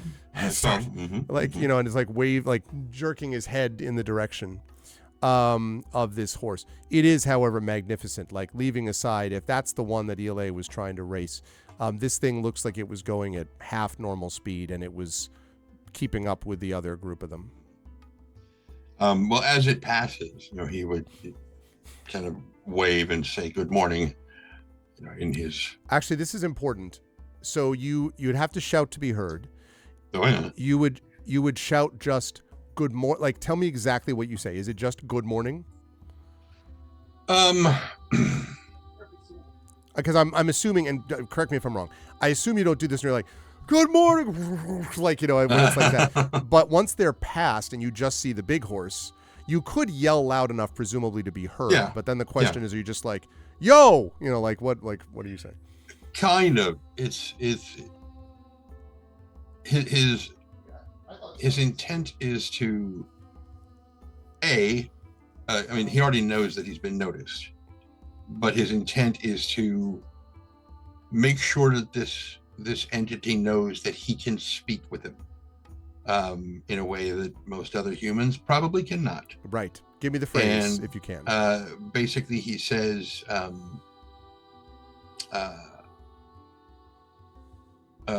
blessed morning, Swift Runner. The horse... And no, it's not Sleipnir, but good call. The horse slows and then turns and tosses its great head, and the mane sort of flows back in the... I mean, you know, just like a Wella Balsam commercial. Oh, God, it's the Fabio of horses, okay? No, it's just, it's a magnificent horse, and it turns and sort of trots back to you. And despite Ele's panting, even his breathing slows a little bit as this horse sort of trots up to you. And then it looks down upon you. And this was not like the other horse that looked down on you for height. You get the impression this is just looking down on you, like at multiple levels, sort of. And sort of looks down and just sort of stares and waits. So he does a slight bow. Eli says, that's the horse. That's the horse. That's the horse. Yeah, I figured that out. Thank you. And so he takes a moment to kind of lean from one side to the other to look the horse over, and if it will allow, or I guess I should say he, if it's the Fabio of horses. Yes, it is a he. So he will lean in to share breath. That's how you greet a horse. So you do that, and the horse sort of leans in, and you do that, and then it kind of, and as you look up after doing this, and you look up into its eyes seem, I don't want to say fathomless, but they seem as if they have seen, a lot. That this is possibly a horse that has seen more than a few winters, but is at the absolute prime of its strength and will. And it looks down at you after doing this, and then lifts its head up and looks as if waiting. My name is Arilfer. This is Peep. This is Ile. The eyes flicker to Peep, and then down to Ile, and Ile is like, I raced you before. And like the horse pays zero attention other than just to sort of look for a second and look back to you. And Yeah. go ahead. Sorry. I heard from a human speaker of tales that the Ettins here were cruel, and we have come to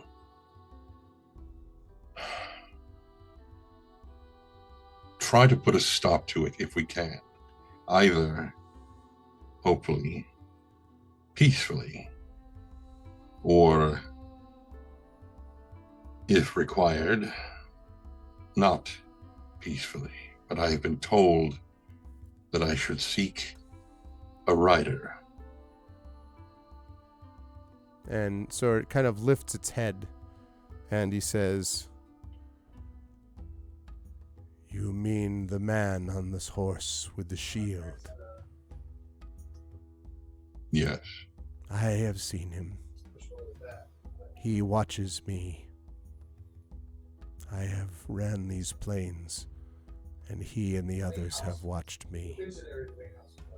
The Ettin you seek, he too has sought me.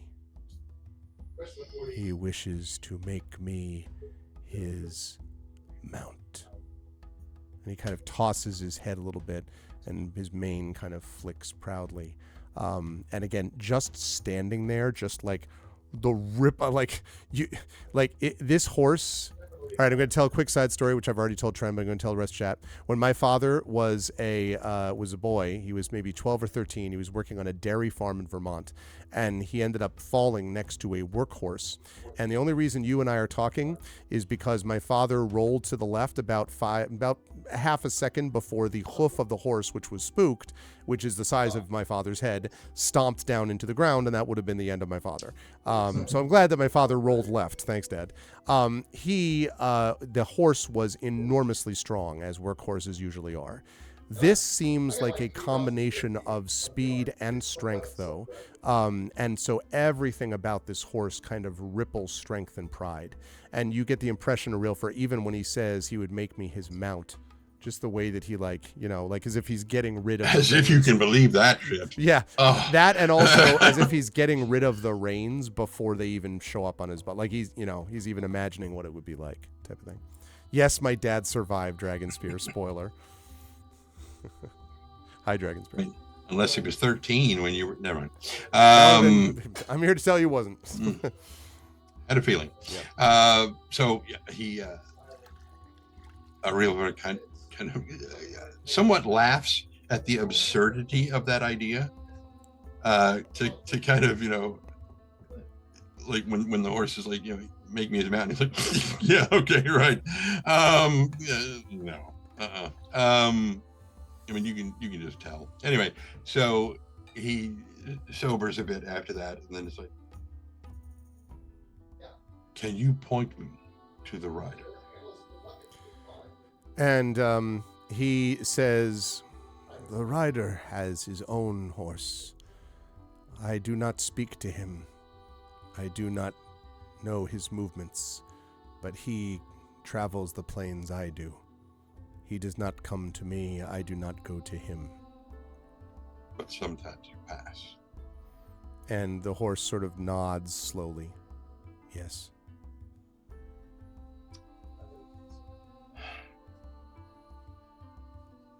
Then I shall continue to seek him. And the horse sort of says, you said you wish to help against the ogre, the Ettin. Why do you think you can convince him? His heart is rotten. His mind is driven by greed. Hope. And While oh, sorry, go ahead. to fight and hurt and harm is an easy path. It is the sort of path that leads people to be cruel and wicked and harmful. It becomes habitual. You stop trying to be nice. You stop trying to be kind, to balance your own livelihood with nature. If he cannot be taught, if he cannot find a peaceful solution, then I will do whatever I can to end the problem as I must, but I would rather try kindness first. And the horse kind of lifts its great head and says, I do not understand humans. Kindness is not usual for you, and it is not akin to the Etten. If you face him, he will not show you kindness or mercy. He will seek to enslave you as he has sought to capture me.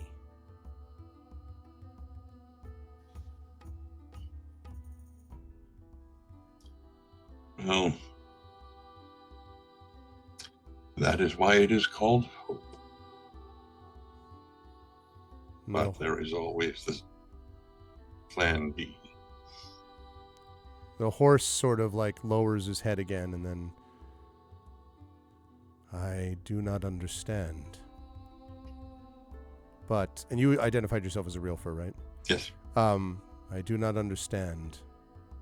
But one called a real fur. I will watch to see of your progress.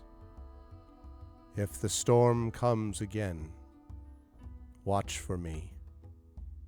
I am Thunderclip, and I race the heavens. And then he turns and, like, freaking books it in the direction of the crew and goes so fast that there's a moment of, like, where you're just like, was I just talking to was there a horse here just a second ago? And is just like a shot down the field. And Eli's like, I said he gets a head start a lot. Mm-hmm. Mm-hmm. There's a scene in the animated The Last Unicorn. Which I'm teaching right now, The Last Unicorn, actually. Nice, yeah. nice.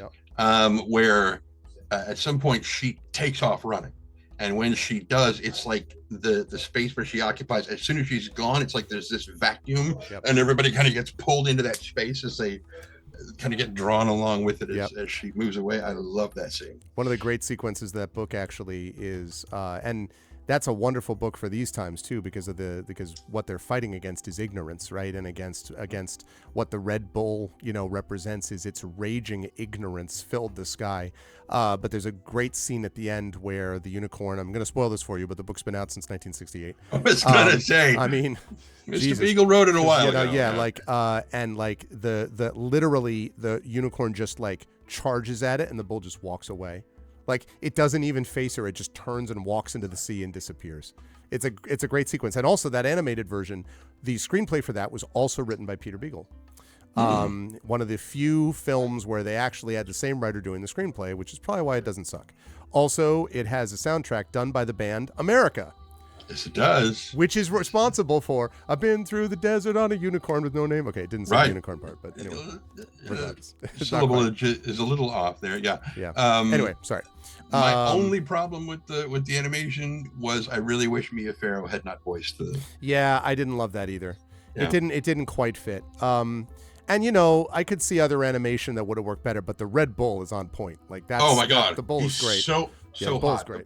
Duh, But Angela Lansbury as Mommy Fortuna. Oh man. Oh, yeah, it's great stuff. The Last Unicorn has beautiful.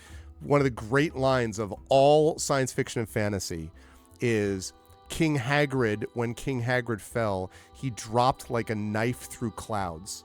Like, who says that shit? It's absolutely Peter S. Beagle. Oh my God, is it good? It's one of those ones that you're just like Christopher Lee as King Hagrid. Yes. Absolutely. No, wait, is that true? I forgot that. That's Christopher Lee. That's right. He's King Hagrid. Oh man. Anyway, his writing, Beagle's writing is just exquisite. Like it's just iconic. Knife through clouds. Very little ever surprised King Hagrid. So goddamn good. Anyway, all right. So so the horse is off like a shot, and so you were there. So the impression that you get very much, a real fur, is that this is not the same horse that the rider has on it. Like you get the impression riders and horses are not a part of this thing's thing. So yeah, a thunderclip.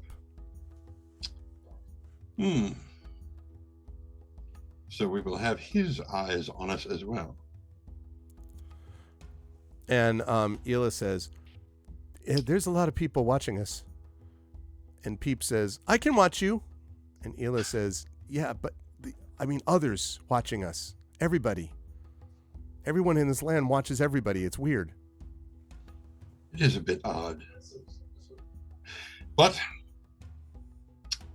to simply watch is not enough. We must spur them to action. How are we going to do that? Are we going to beat the ogre by just sending a bunch of animals to run him over? That will work. I can race the animals, and then they'll come to the ogre, and then we'll run him over. That's true. However, I really should avoid using the word spur when there's horses around.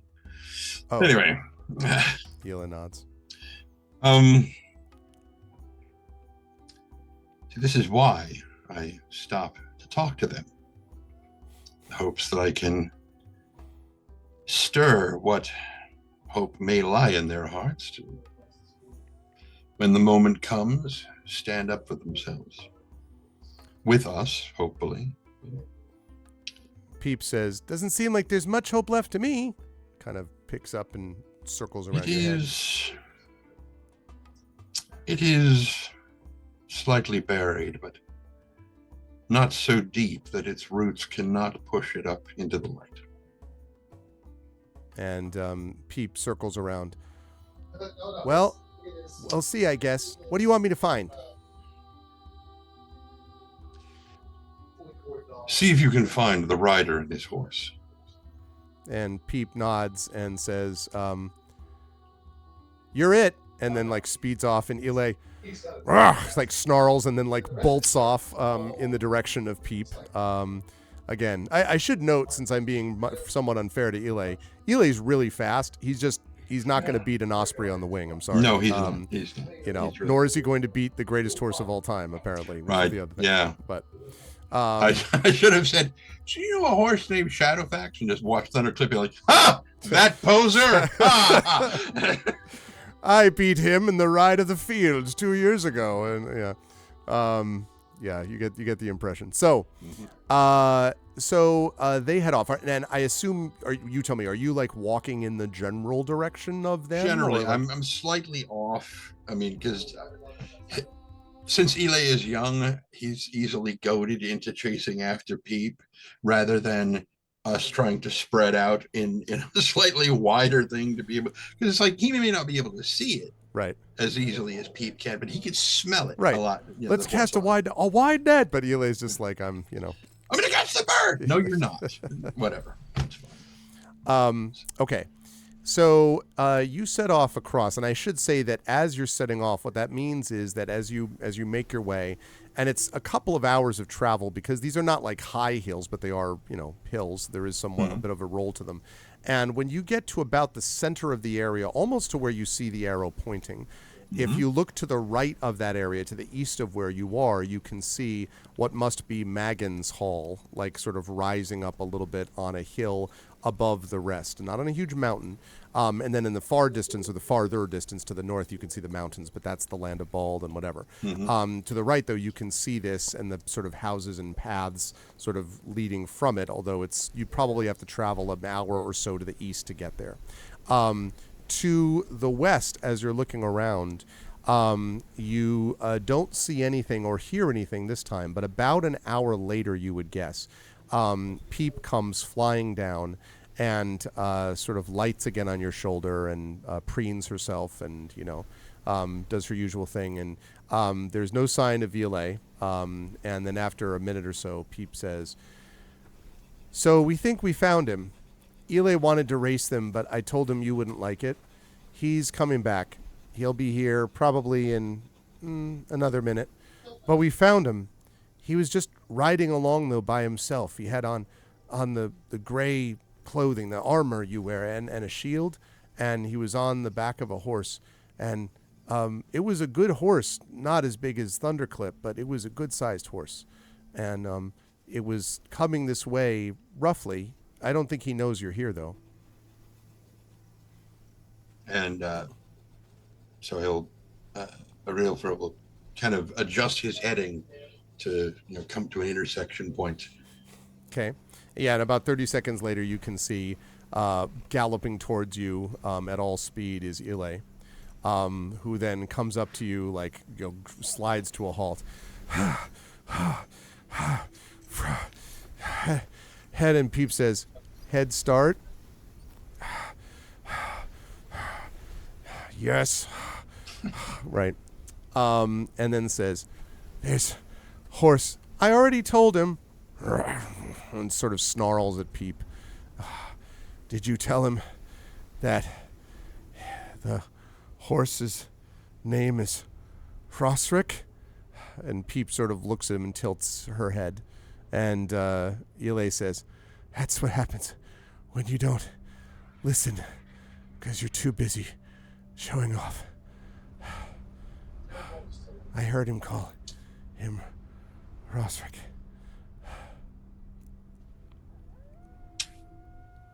And would you hear that wolf in the background of the music that I was playing? Nice. I didn't. I've got it all. Outstanding. Thank you. I've got it all turned all the way Sorry, down right now. Patting myself to the back. Yep. No, I when I first connected, before you and I got into the Zoom call, when I first connected to it, I still had the volume up, and so I could hear all of it. I was like, "What is that noise?" Because I thought it was raining again, and it's like, "No, that wasn't it." And so I turned it down about 50%, and I was starting to work on something else, and then I heard, kind of a. Ooh. Oh, that too. Yep. Yeah, I look at her because it's got a little bit of dimensionality to it. It does. And so I'm like, what is moving in my room? Because normally I have all that stuff turned off. Right. And I was like, I couldn't tell where it was coming from. And it was kind of freaking me out a little bit. I'm like, wait. And then the wolf howled. And I was like, okay. And I went over to the audio. Where's the wolf in my room? Turn it down. We're going to turn that down right now. Yeah. So since his ego has been a bit bruised over the last several hours with various races and whatnot, when Ile delivers the name of the horse, he just kind of leans down and just ruffles his fur and like head rubs on him and just just praises him quite heavily for that, just to make him feel better. Yeah, Ile does seem to feel a little bit better after that, although still has a slight little bit of a like an irritated tone when he talks about Pete. She's older than you. Don't worry about it.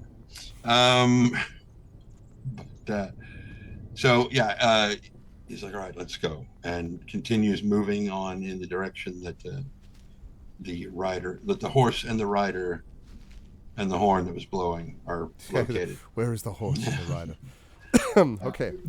So, fairly soon after that, you can see that there is you can hear the sound of and you can definitely hear hooves, but this time it's one clearly horse that's galloping along. And you can see, actually, as this person is galloping up, that it is clearly a single horse on a single rider, or it's a single rider on a single horse. I was like, wait. I was going to say, yeah, it doesn't make sense. What I was saying don't make sense. So this is, again, it's also a chestnut, although probably a little bit lighter than what Thunderclip is and clearly smaller. But it is still a good, sized horse that is probably bigger than the one that you talked to back at the farm, and is moving at a pretty good clip. And you can see that riding on the back of it is this man. He has a shield. He has a bearded axe with him that you can see. And he has what looks like a knee-length sort of male hauberk, if you had to guess, because it's kind of fitting over his knees. And he is wearing an iron-rimmed helm. And he comes basically galloping directly at you. As he gets to within about 50 feet or so, because it does not take a horse long to cover that distance at all, he will raise his hand to wave at him and to hail him. And he sort of slows down. You notice one interesting thing about the horse too, is that the horse has a very well-made saddle, but also has a thick woolen coat that you can see sort of like wrapped around the horse. So you can still see the chestnut, in front and the legs and everything. But around the center, its torso seems to be wrapped with something, and it might even be like a kind of armor, although it's not metal.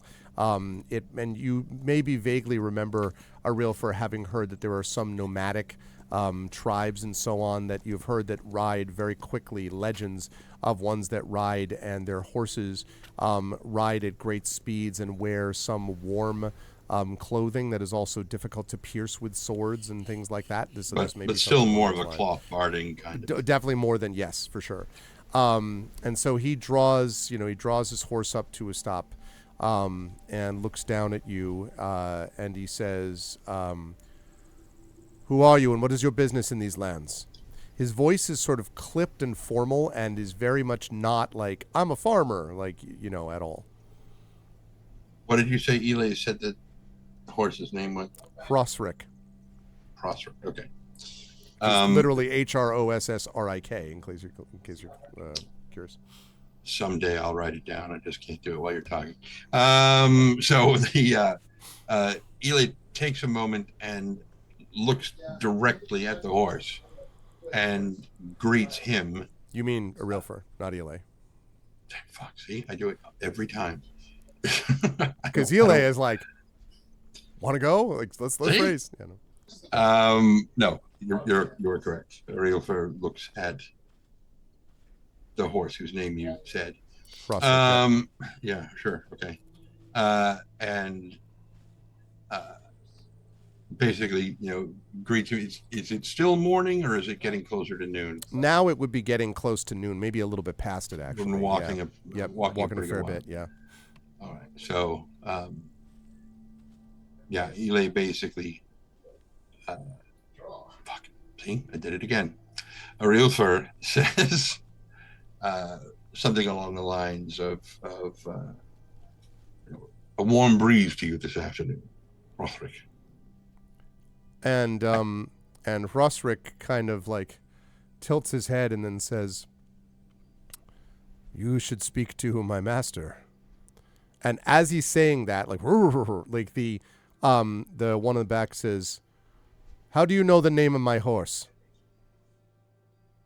And he looks up at the rider and he's like, "My apologies. Eli told me."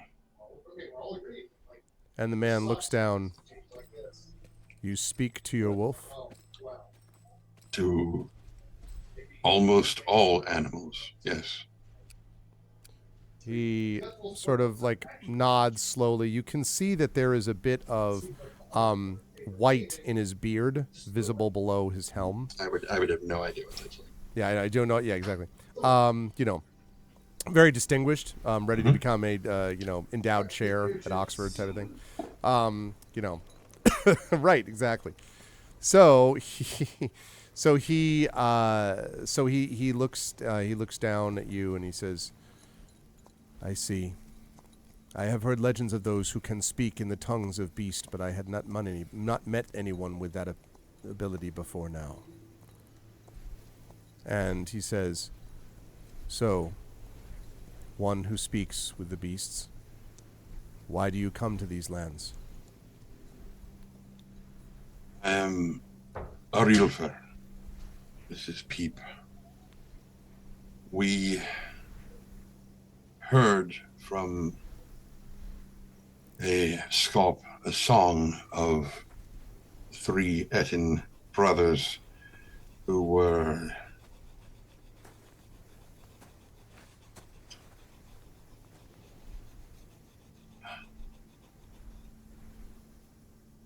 ruling poorly these people.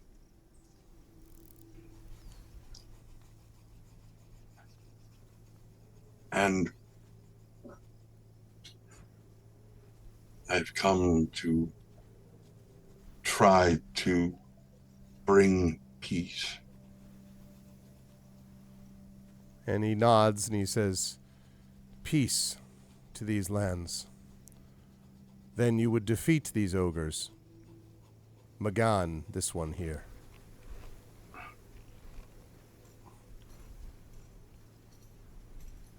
Defeat or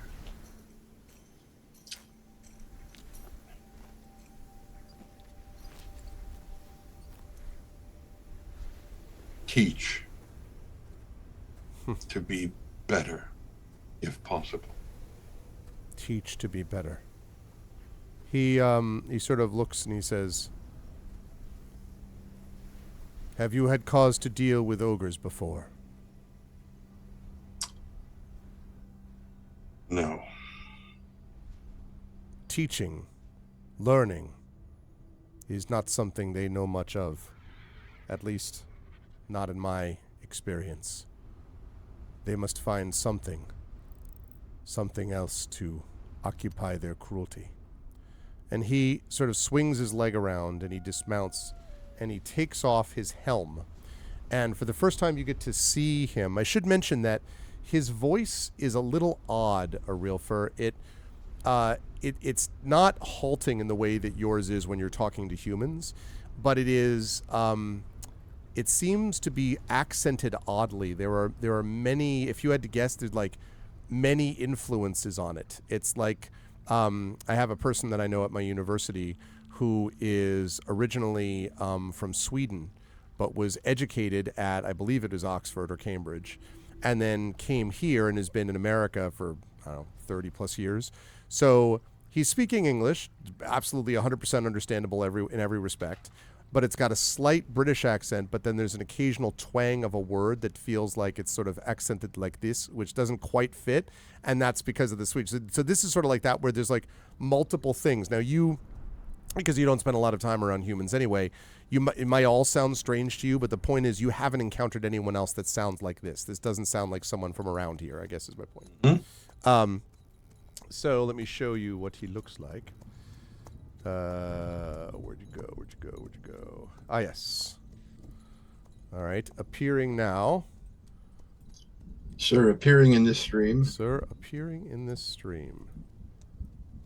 Okay. So this is what he looks like. He has white hair, which is white hair and beard, and they are close cropped.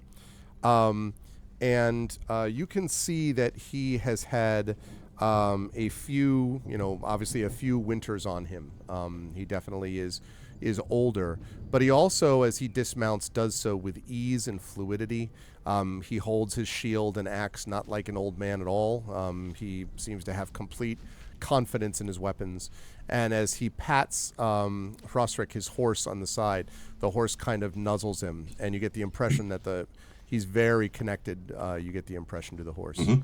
And so he takes the helm off and he kind of holds it underneath his arm, and he says, "This teaching that you mention would be difficult, I think. All that the ogres have learned is that they can kill with impunity.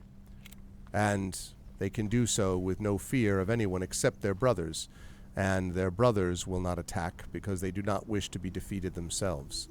No blade can pierce them, nothing can harm them. They are essentially invulnerable. At least, so they seem to be.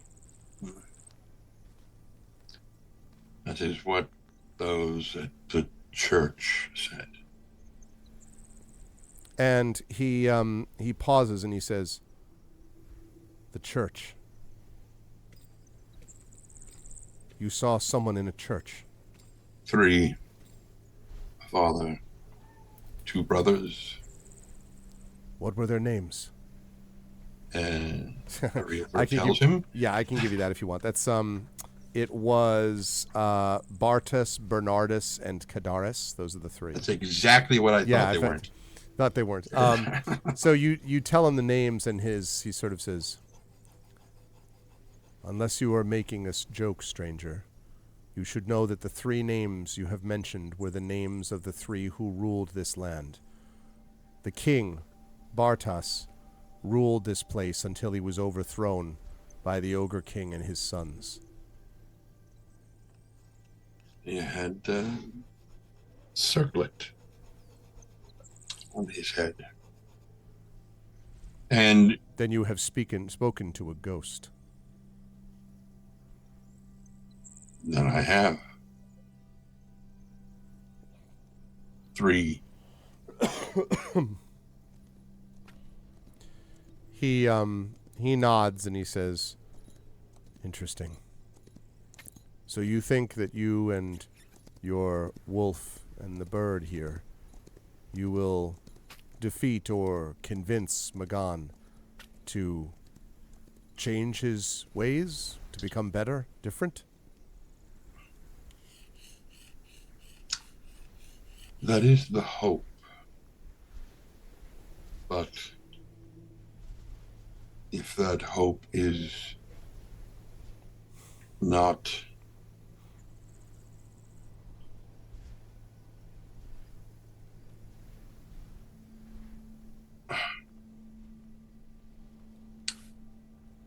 and he turns to Ile and he's like, "What's the word I'm looking for here?" And Ile says, "Race? Go fast?" No, not that. And he turns to Peep. He's like, what's you don't know English. You don't know human tongues. Why am I asking you? You said something about hope, Peep said. Yes. And meanwhile, of course, he just hears like just this like growling and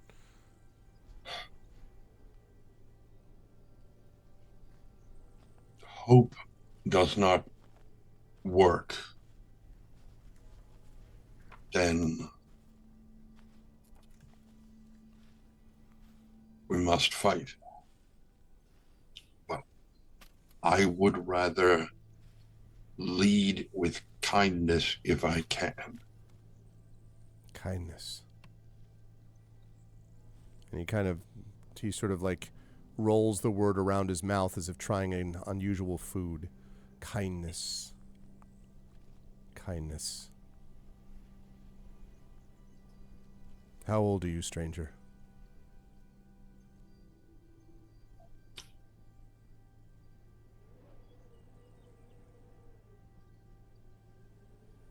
And he looks from Peep to Ile and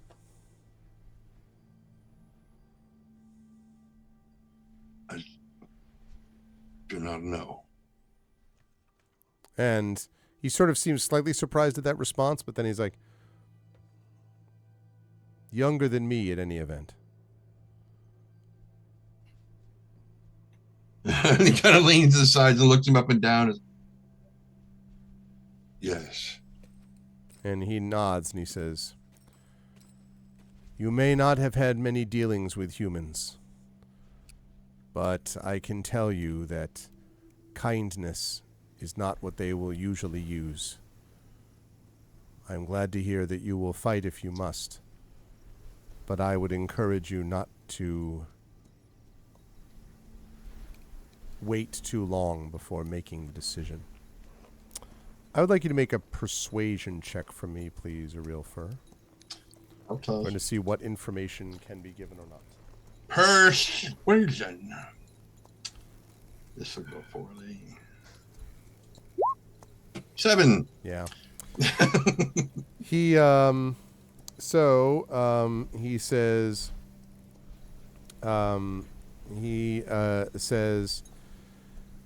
I do not know.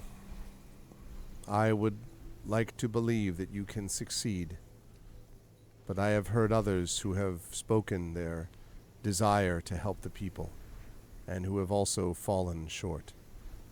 I have done what I can, and the ogre has sent many out to find me. So far, they have not succeeded. I cannot risk being lost to these people. I cannot accompany you, but I will watch from a distance. I will warn you to be careful. There are those who would deceive in Magan's service, and they might try to trip you up. If that happens, you will be at a strong disadvantage.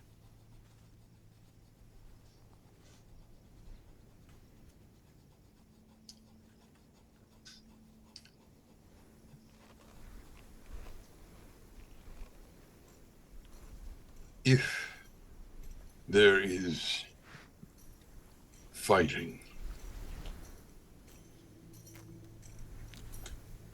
and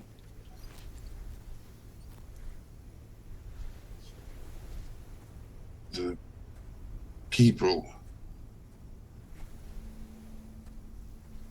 fight as well, will you fight too? And he sort of rubs his chin, and he says, "Suicide will do these people no good. I will watch. If it seems like I may be able to turn the tide against the ogre, I may ride into the combat. But if it appears that you will be destroyed as so many others have, then I will continue my own lonely vigil and wait for the right moment to strike."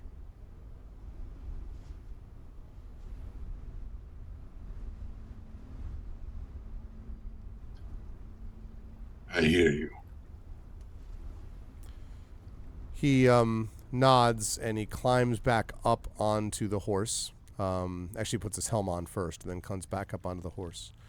And he says, "If you would seek him out, head directly to the east. His is the great hall on the hill. You must convince the guards to let you through, but that should not be difficult.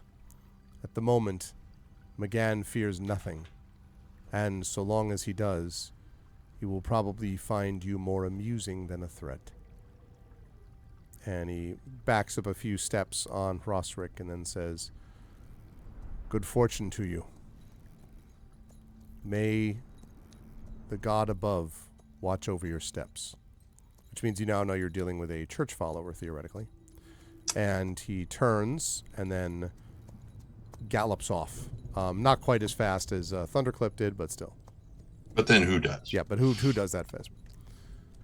And Peep sort of lands again on your shoulder and says, "Was that more hope?"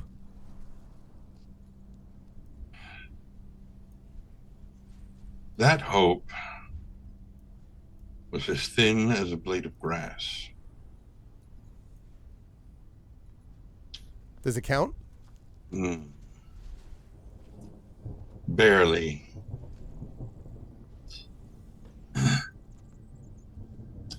Seems that so many people here have been downtrodden for so long that no one is really willing to do what they must to try to make change. So Ile says, if we race all of them, that'll get them fired up, and then they'll want to overthrow the ogres, right? If we race all of them, they will all be exhausted and not have the strength to fight. Oh, oh. And then, like, his eyes light up. But if we race the ogres, they'll be exhausted, and then they'll be easier to fight. He, like, That looks very pleased with himself. is a possibility. However, we would need to get their weapons away from them. That's okay. We'll figure that out. Did you hear that, Peep? Did you hear how I made that? You hear that? Huh? Did you hear that? And Peep says, I heard that. Did you hear it? Yeah, because I had that idea right then. Yeah. Mm-hmm.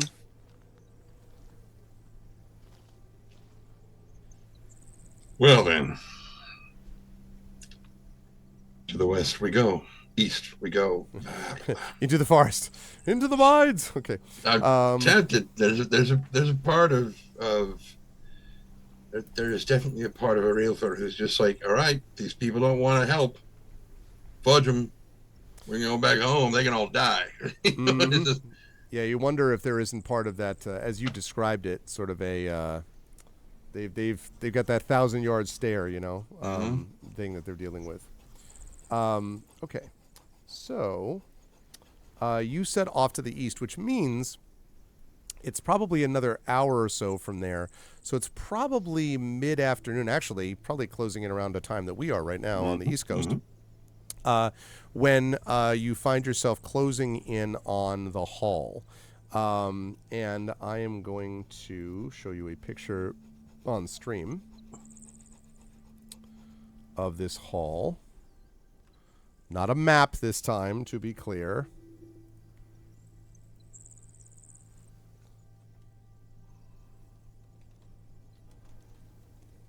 Exterior. There we go. Okay. So if I pull this up here.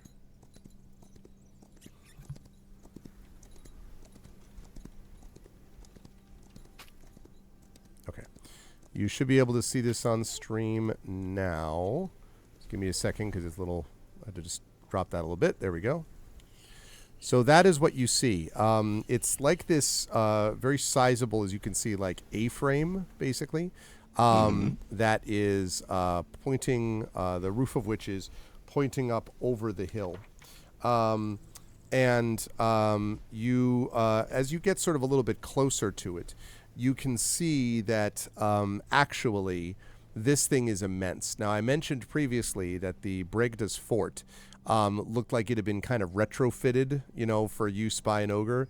This thing looks like it's been built from the ground up for the ogre because it's a big size. There are several scattered smaller longhouses near near the sizable hall that you see there. There is no palisade, there's no ditch or dirt wall, and the only signs of defense that you can see are occasional riders who seem to patrol the outside boundaries of the structures, kind of trotting along, although they do not hail you or stop you. They do look a little bit more refined, though, possibly, than the people that you saw at Bregda's Fort, for whatever that's worth. If you take the winding side path up the hill, it would bring you close to the main hall. The roof is thatched with bright yellow straw, which is proof that it is indeed new construction. And it has wooden columns, and on them you can see they are carven with images displaying feats of strength and scenes of battle. And in all the imagery, you see one large creature, looks very much like an ogre, who is continually victorious. Like on every column you see, like it's like, soldiers fighting, and then the ogre, and then soldiers fighting, and then the ogre. Like, it's not hard to tell what the story is that they're providing. There are a few guards, though, with spears that are standing outside the doors to the hall, and one of them wears a horn on a baldric. And as you walk up, they say, "Hold, stranger. What is your business here at Magan's Hall?" I come to speak with the Lord. Why do you wish to speak to him? To learn. To learn what? To learn of him. You do not know enough from the stories that are told? Stories are often bigger than truth. And one of them sort of nods slowly and says, perhaps it is bigger and yet still. So I would like you, please, to make a persuasion check here to gain entry to the hall. Sorry, I know there's been a bunch of persuasion, but there's also been a lot of animals. Okay. There's also been a lot of animals, though. So That's true. This will go well. 13. Okay. They sort of pause and look you up and down, and then he says, "Very well, stranger, you may enter. Keep your animal." Oh, you do have Ilay and Peep right there. Yeah. Right? He says, "Keep your animals close, and you must leave your spear here at the door. We will guard it for you until your exit." And he holds it out. And they No take it, contest. and they sort of nod at him, nod at you, and then open the doors. Inside the hall, you see there are war banners hanging from the interior columns. And in fact, I may even have this time I may actually have a map for this. Who would have thought it? See, I'm not worried about leaving my spear behind because the rule books say there's always a spear available, no matter where I go, no matter what I do. That's right. There's always a spear. Exactly. There's just a forest of them inside. I just have to grab one and chuck it at the... Okay, let's move us over to the hall. And I may be able to reveal most of this right now. I just need to double check, see if I can. I'm looking at the stream. I'm not looking at the game. All right. Well, you're going to see it on the stream here. Well, no, because I mean, the stream is over here. I'm looking at the game. Oh, I see. Okay. And most of the screen is kind of blocked. I got the because I got the thing on there on purpose. Yep. Mm-hmm. Okay. Yeah, actually, I think you can see most of this probably. Okay. Let me remove the exterior and reveal the map, such as it is. Okay, let me get that center map out of the way, or move the center map rather, like this way. There we go. That's not bad.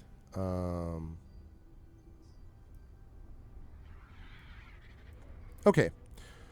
So, what you see here as you enter, excuse me, is there are war banners that I mentioned that are hanging from interior columns, and there are several fire pits in a line in the center of the structure.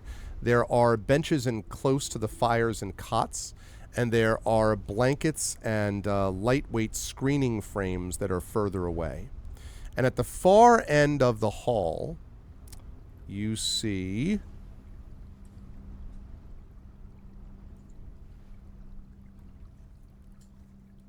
this person.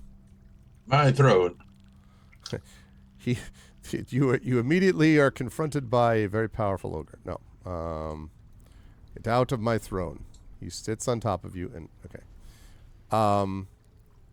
There we go. He sits upon this great treasure seat, and he is surrounded by smaller forms, many of them looking like sort of like the people who were the guards in the front, who sort of like laugh, and then they cough and laugh, and the cough was totally not me coughing right there, but actually a laugh, and they laugh at some rough joke perhaps. And he leans back and watches as you enter the hall. No one calls you forward, but he also does not get up and walk towards you. So. All right. Then if I don't see any distinct body language saying, Mm-hmm. then he's going to start moving forward. Okay. And he will approach to about here and then stop. Okay. So there is, let's see, first of all, actually, let me do that one first. There are two people that are the ones that I want to highlight that are next to him. One of them is Grima Wormtongue. Is not Grima Wormtongue. Okay. He's a herald of woe. He's not welcome. Okay. Gilgamesh. No. also not accurate. Okay, so there is one. Okay.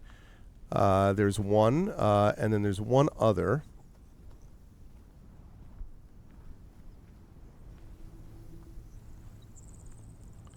As I look for the tokens.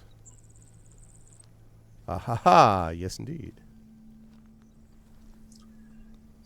There we go.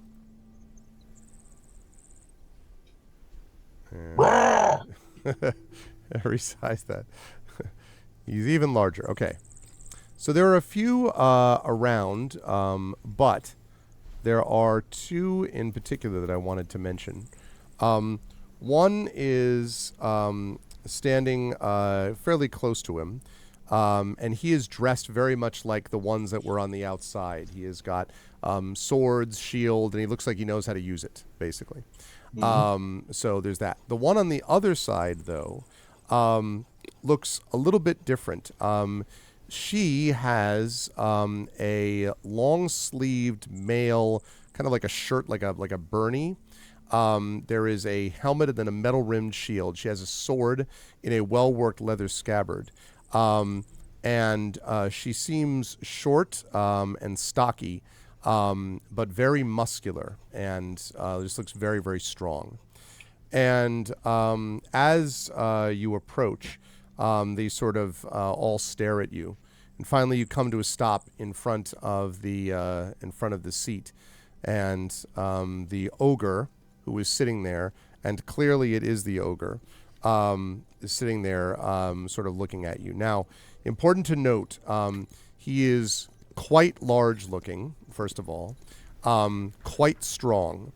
And he has sort of strong armor, and he kind of views you. His eyes are narrowed, and he kind of looks at you, and then he says, "Why have you come to my hall?"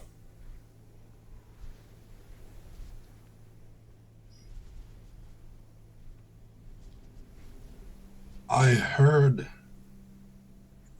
a song of you, and I came to learn the truth. Songs. There have been many songs written about me. I may have sung a few themselves. And he kind of smiles, and the people around him kind of laugh. And the stocky one to his left sort of says, "You got that right. He's goddamn mother," and then just starts swearing up a storm.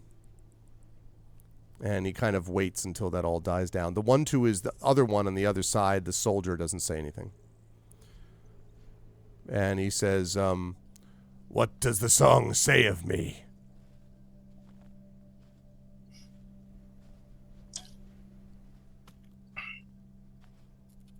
It tells of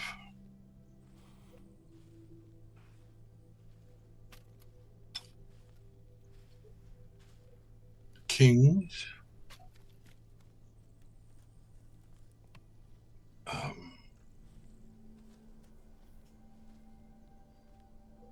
cruel and unbeatable.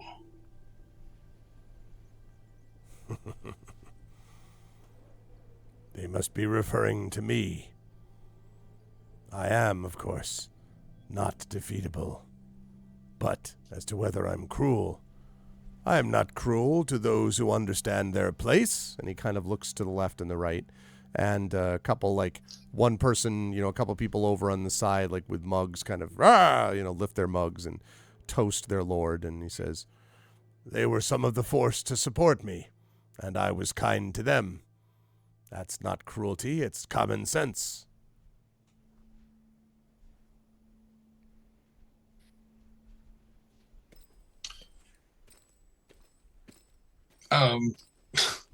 My brain is shutting down. We are too in a minute. Oh, good. Yeah, we're almost done.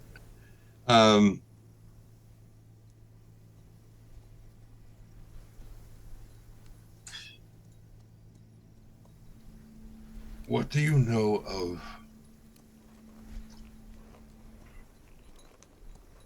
ghosts? That I've created a few. And you hear the people like like chuckling. At the church What church? to the south. And he says, not on this island. Was that not on this island? There was actually another island, yeah. Was another place. Okay. Well, then he would have said that. I thought it was this island. Yeah. It was close. I mean, it was, Where the lighthouse.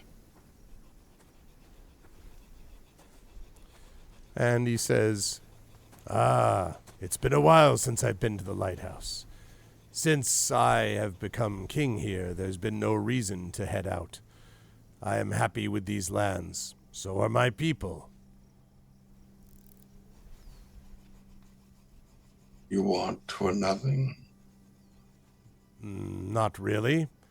As long as I am left alone to rule as I see fit, then I will leave others outside my kingdom alone. And it seems a good arrangement.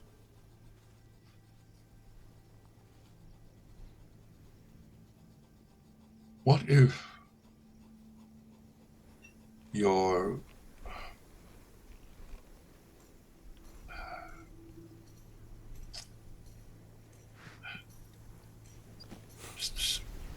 servants, subjects wish to leave? Leave? Why would they wish to leave? They have lands here which are fertile, horses, they have their farms, their livestock. I ask very little in return, just a small pittance. There's no reason to leave. What if someone wished to come here to live? I would see whether they could be accommodated. Will they serve me? Will they work the land? Will they protect me from enemies? If so, perhaps they could be accommodated. What enemies? There are always... Oh, go ahead, sir. But you are undefeatable. What enemy could possibly threaten you? That is true. But I do not wish to waste time with annoying insects. If creatures come, people, to attack me in the false belief that they can defeat me, it is an annoyance that I must deal with. I prefer to minimize annoyances. I hope you would not be an annoyance. That is not my hope.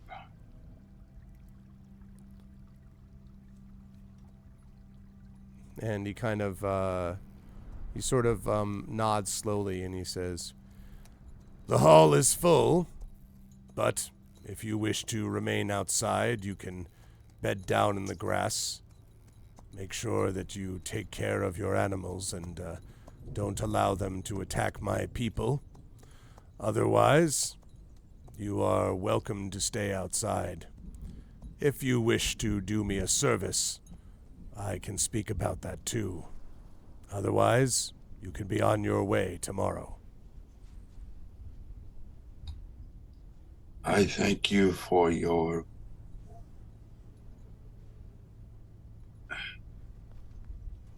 generous hospitality.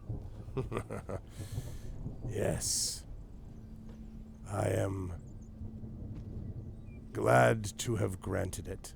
And he leans his left arm over, and for the first time you see, because it was leaning back against the handle sort of out of sight, he pulls forward this enormous club. I mean, just absolutely massive. Looks like a tree trunk that he's using, with ridges at the top of it, and then sort of banded with metal in the middle and banded with metal at the end. And he sort of caresses the top of it, and he says, "Have a pleasant evening." And that's where we'll bring our session to a close. Good night. Yeah, that's where we'll bring our session to a close. No, I know it's getting late. late for late for you under the circumstances for reasons we've talked about before. But wow, so we had attempted getting into Bregdis Fort, then you were like, the hell with that. Then we went up to Magan's, the Hall of Magan. At least you've had a chance to speak to this ogre. But you've also had a chance to speak to a lot of animals. You've spoken to Thunderclip. You've also spoken to Einar and the horse that he rode, Rusric. And you've had a chance to speak to some pigs, some sheep, talk to two boys, and there's a lot of talking with people today. As you were gathering, animals, a lot of pigs, animals, sheep, and two boys. A lot of information you had to gather, and I do love the fact that when you're speaking to animals, there's a fluency, obviously, about it that and then when you're speaking to humans, obviously, or ogres, it's much more halting and so on. And it's going to be very interesting to see how that all gets addressed as you're sort of putting that all together. I'm curious, actually, whether a realfer is sort of like what information he's gathering in terms of what his plan of attack is going to be for all of this, since clearly he's got a freaked out populace and then a lot of like moving parts about how to manage this all. How did you feel about the session today, Tren? Where will the fine folks find you next? And yeah, any thoughts about what a realfer's learning or not learning? It was good. I was constantly worried that it was going too slowly. I looked over and watched the viewer numbers just slowly trickle down while we were. But it was fun. I very much enjoy the deeper RP aspects of it.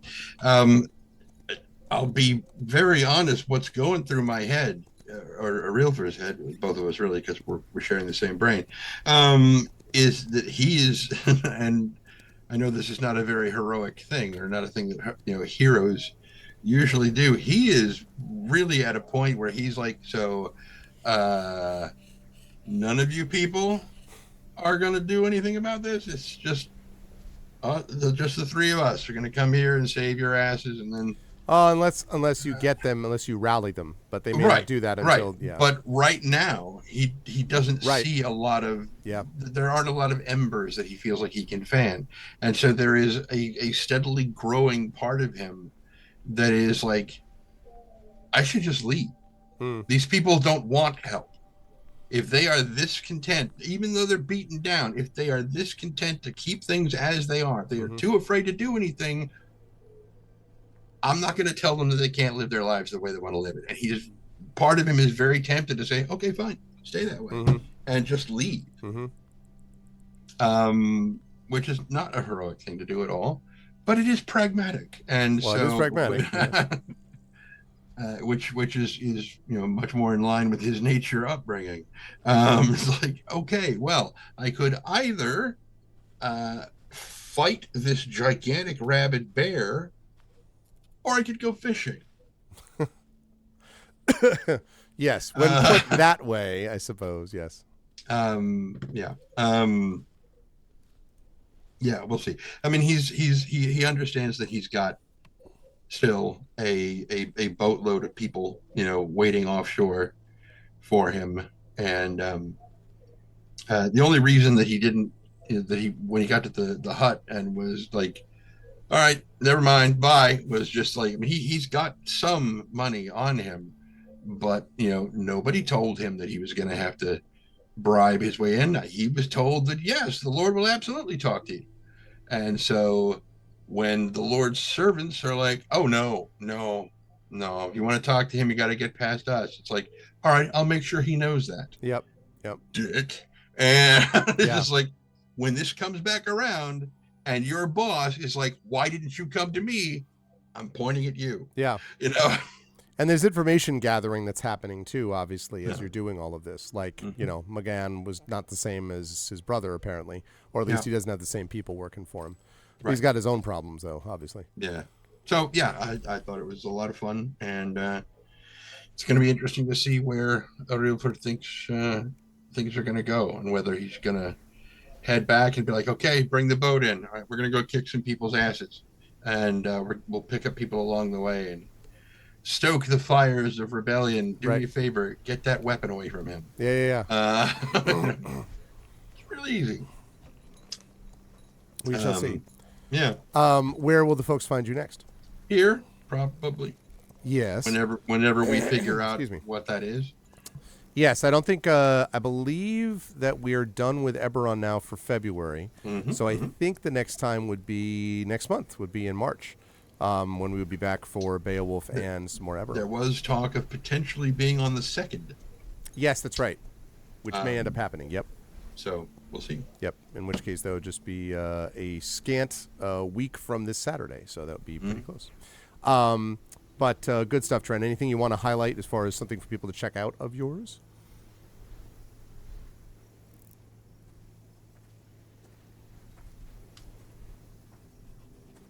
Can't think of anything. Not at present? Okay.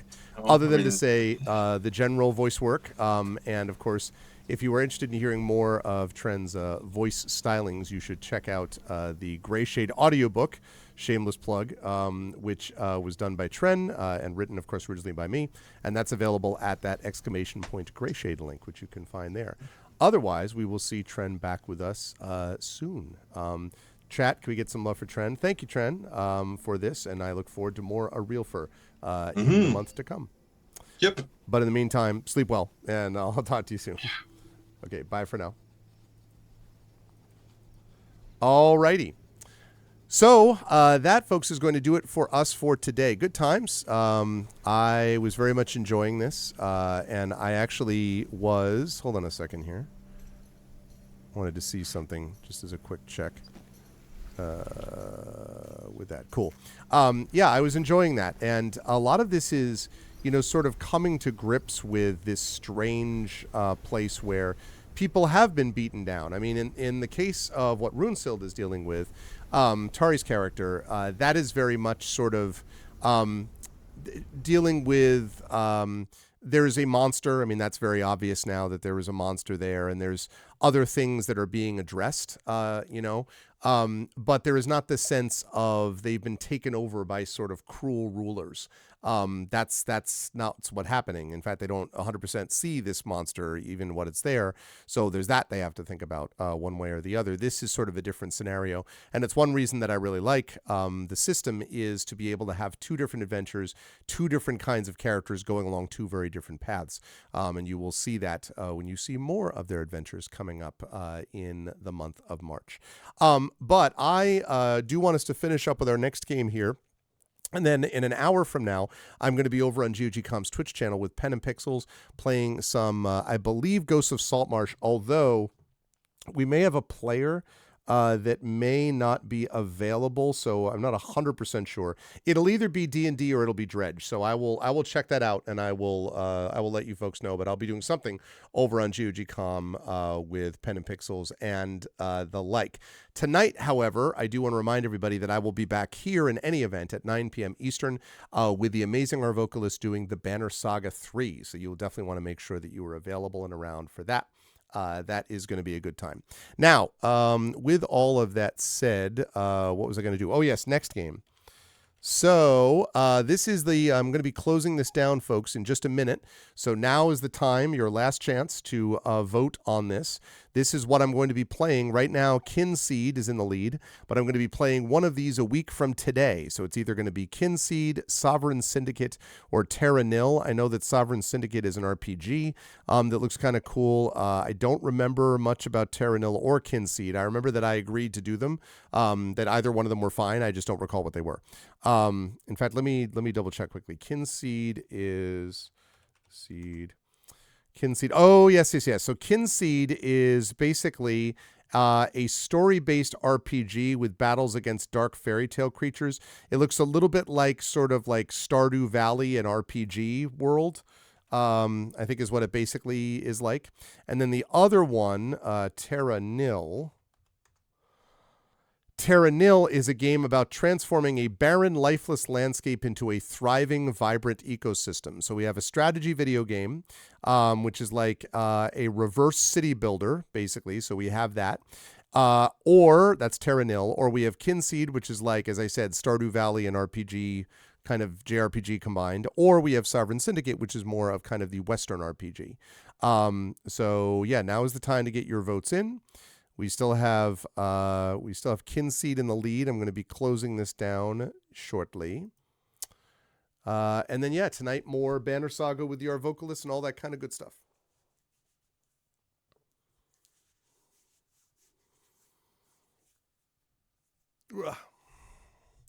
So let's see.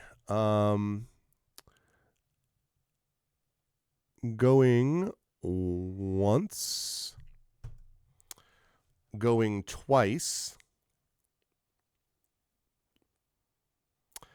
and sold. Okay. Kinseed it is. People seem to be okay with that, so we are going to go with Kinseed. So the game is going to be Kinseed. I will play that next week. Kynseed. And yeah, it should be fun. I know very little about it, other than the way that I described it. So we will see how the game goes. I will give that a shot next week. So Kinseed will be up next week.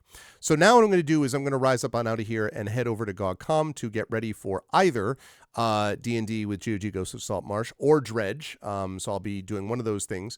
And then tonight I'll be back here with the amazing our vocalist doing more of the Banner Saga 3, which should be a good time at 9 p.m. Eastern. So I hope you folks will join us for that. And for Beowulf, you will have more of us on the Beowulf side of things coming up in a few weeks. When we get into the month of March, we will have Trend doing one Beowulf session, and we will have Tari Tunes doing the other session. So those are the two things that we'll be looking at going forward.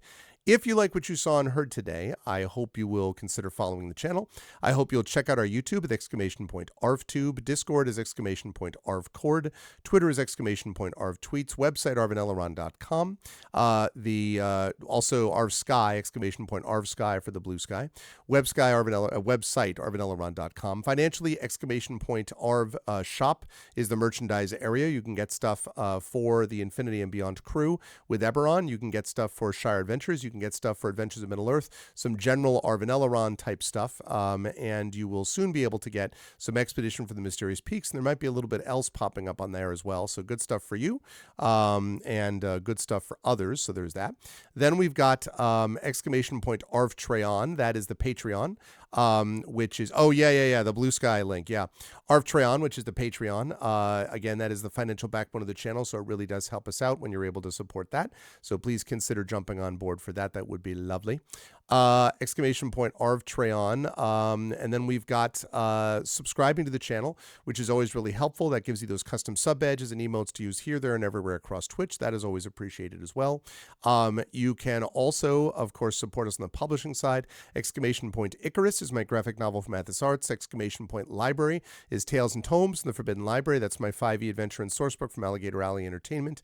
And Greyshade, which is my Greyshade IP. So we've got Greyshade and Renegade, the first two books in the Grey Assassin trilogy. We have the audiobook by Trent Sparks again of Greyshade. You can get those at the link right now. You can also pre-order the tabletop role-playing game of Greyshade, being designed by Brandon O'Brien. That's going to come out from Alligator Alley late this year.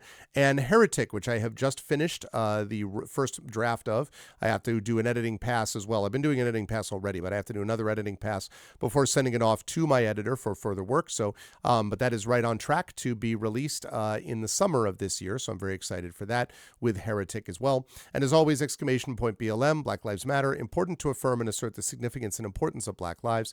Help Now, the World Health Organization page on suicide prevention. Important to reach out to others when you need help and reach out to others when they need help as well. And Ukraine, Ukraine, to help the people of Ukraine as they fight back against an illegal and illegitimate war with bravery and courage, and send the message that we will do so for others in the future as well. Again, I will be over on GOG's Twitch channel today at 4 p.m. Eastern, between 4 and 4:15 p.m. Eastern, either with D&D with GOG Ghosts of Saltmarsh or with Dredge. And then I will be back here at 9 p.m. Eastern with more of our vocalists with the Banner Saga 3. I want to thank the amazing people who made this a great stream. Thank you to Dragon Spear, to Prince Justin, and Triffity Mats, best mods in the business. Thank you to my Patreon supporters and subscribers, Dragon, Prince Justin, Triffid, Effect Life, Trendane. I'll come back to Trend in a minute. Thank you so much to those lovely folks. And thank you to my viewers, to Aaliyah, thank you to Aqua. Thank you to Baron Valar. Thank you to Big Boss. What's up, Big Boss? Thank you to I Create. Thank you to Jagtrist, Mr. Jonas, Nonstop lurking there. Thank you to Regress. Thank you to Aaron. Thank you to Robic, Suoxy. Thank you to Tarse. Thank you to Zin. Thank you to all of you lovely folks for checking this out. Are we all, so we're now all set? I think that should work properly. If I just double check quickly. Yeah, there it is. That pops it right up. Thank you very, very much. I appreciate it. Also, reminder chat, friendly reminder that you can also check out my new Gen GMs show over on my YouTube, over on the YouTube channel for Gen GMs. And we have just dropped our second long episode over there. That is the one with myself and Zach Clay talking about DMing and all that kind of good stuff. And so, hang on just a second. Okay, I did ask that already. 1 second. There we go. So again, the link is right here. That's the link right there. We have just released our second long form video, which is basically we talk about 5th edition. We talk about player dynamics and great scenes. And we also talk about GM versus GM less play. So if you're interested in all of that, please head over there and subscribe there and spread the word if that is something that you find of interest.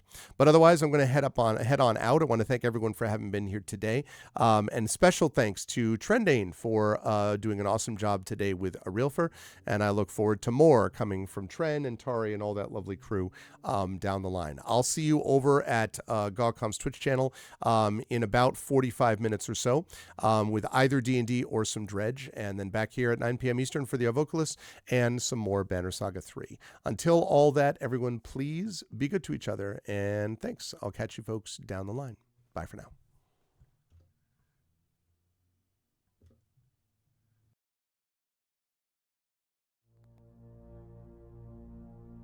Then on the strand, with steeds and treasure and armor, their roomy and ring-dight ship was heavily laden. High its mast rose over Hrothgar's hoarded gems. A sword to the boat guard Beowulf gave, mounted with gold. On the mead bench, since he was better esteemed, that blade possessing heirloom old. Their ocean keel boarding, they drove through the deep, and Daneland left. A sea cloth was set, a sail with ropes firm to the mast, the flood timbers moaned. Nor did wind over billows that wave swimmer blow across from her course. The craft sped on, foam-necked it floated forth o'er the waves, keel firm bound over briny currents, till they got them sight of the Geatish cliffs, home-known headlands. High the boat, stirred by winds, on the strand updrove. Helpful at haven the harbor guard stood, who long already for loved companions by the water had waited and watched afar.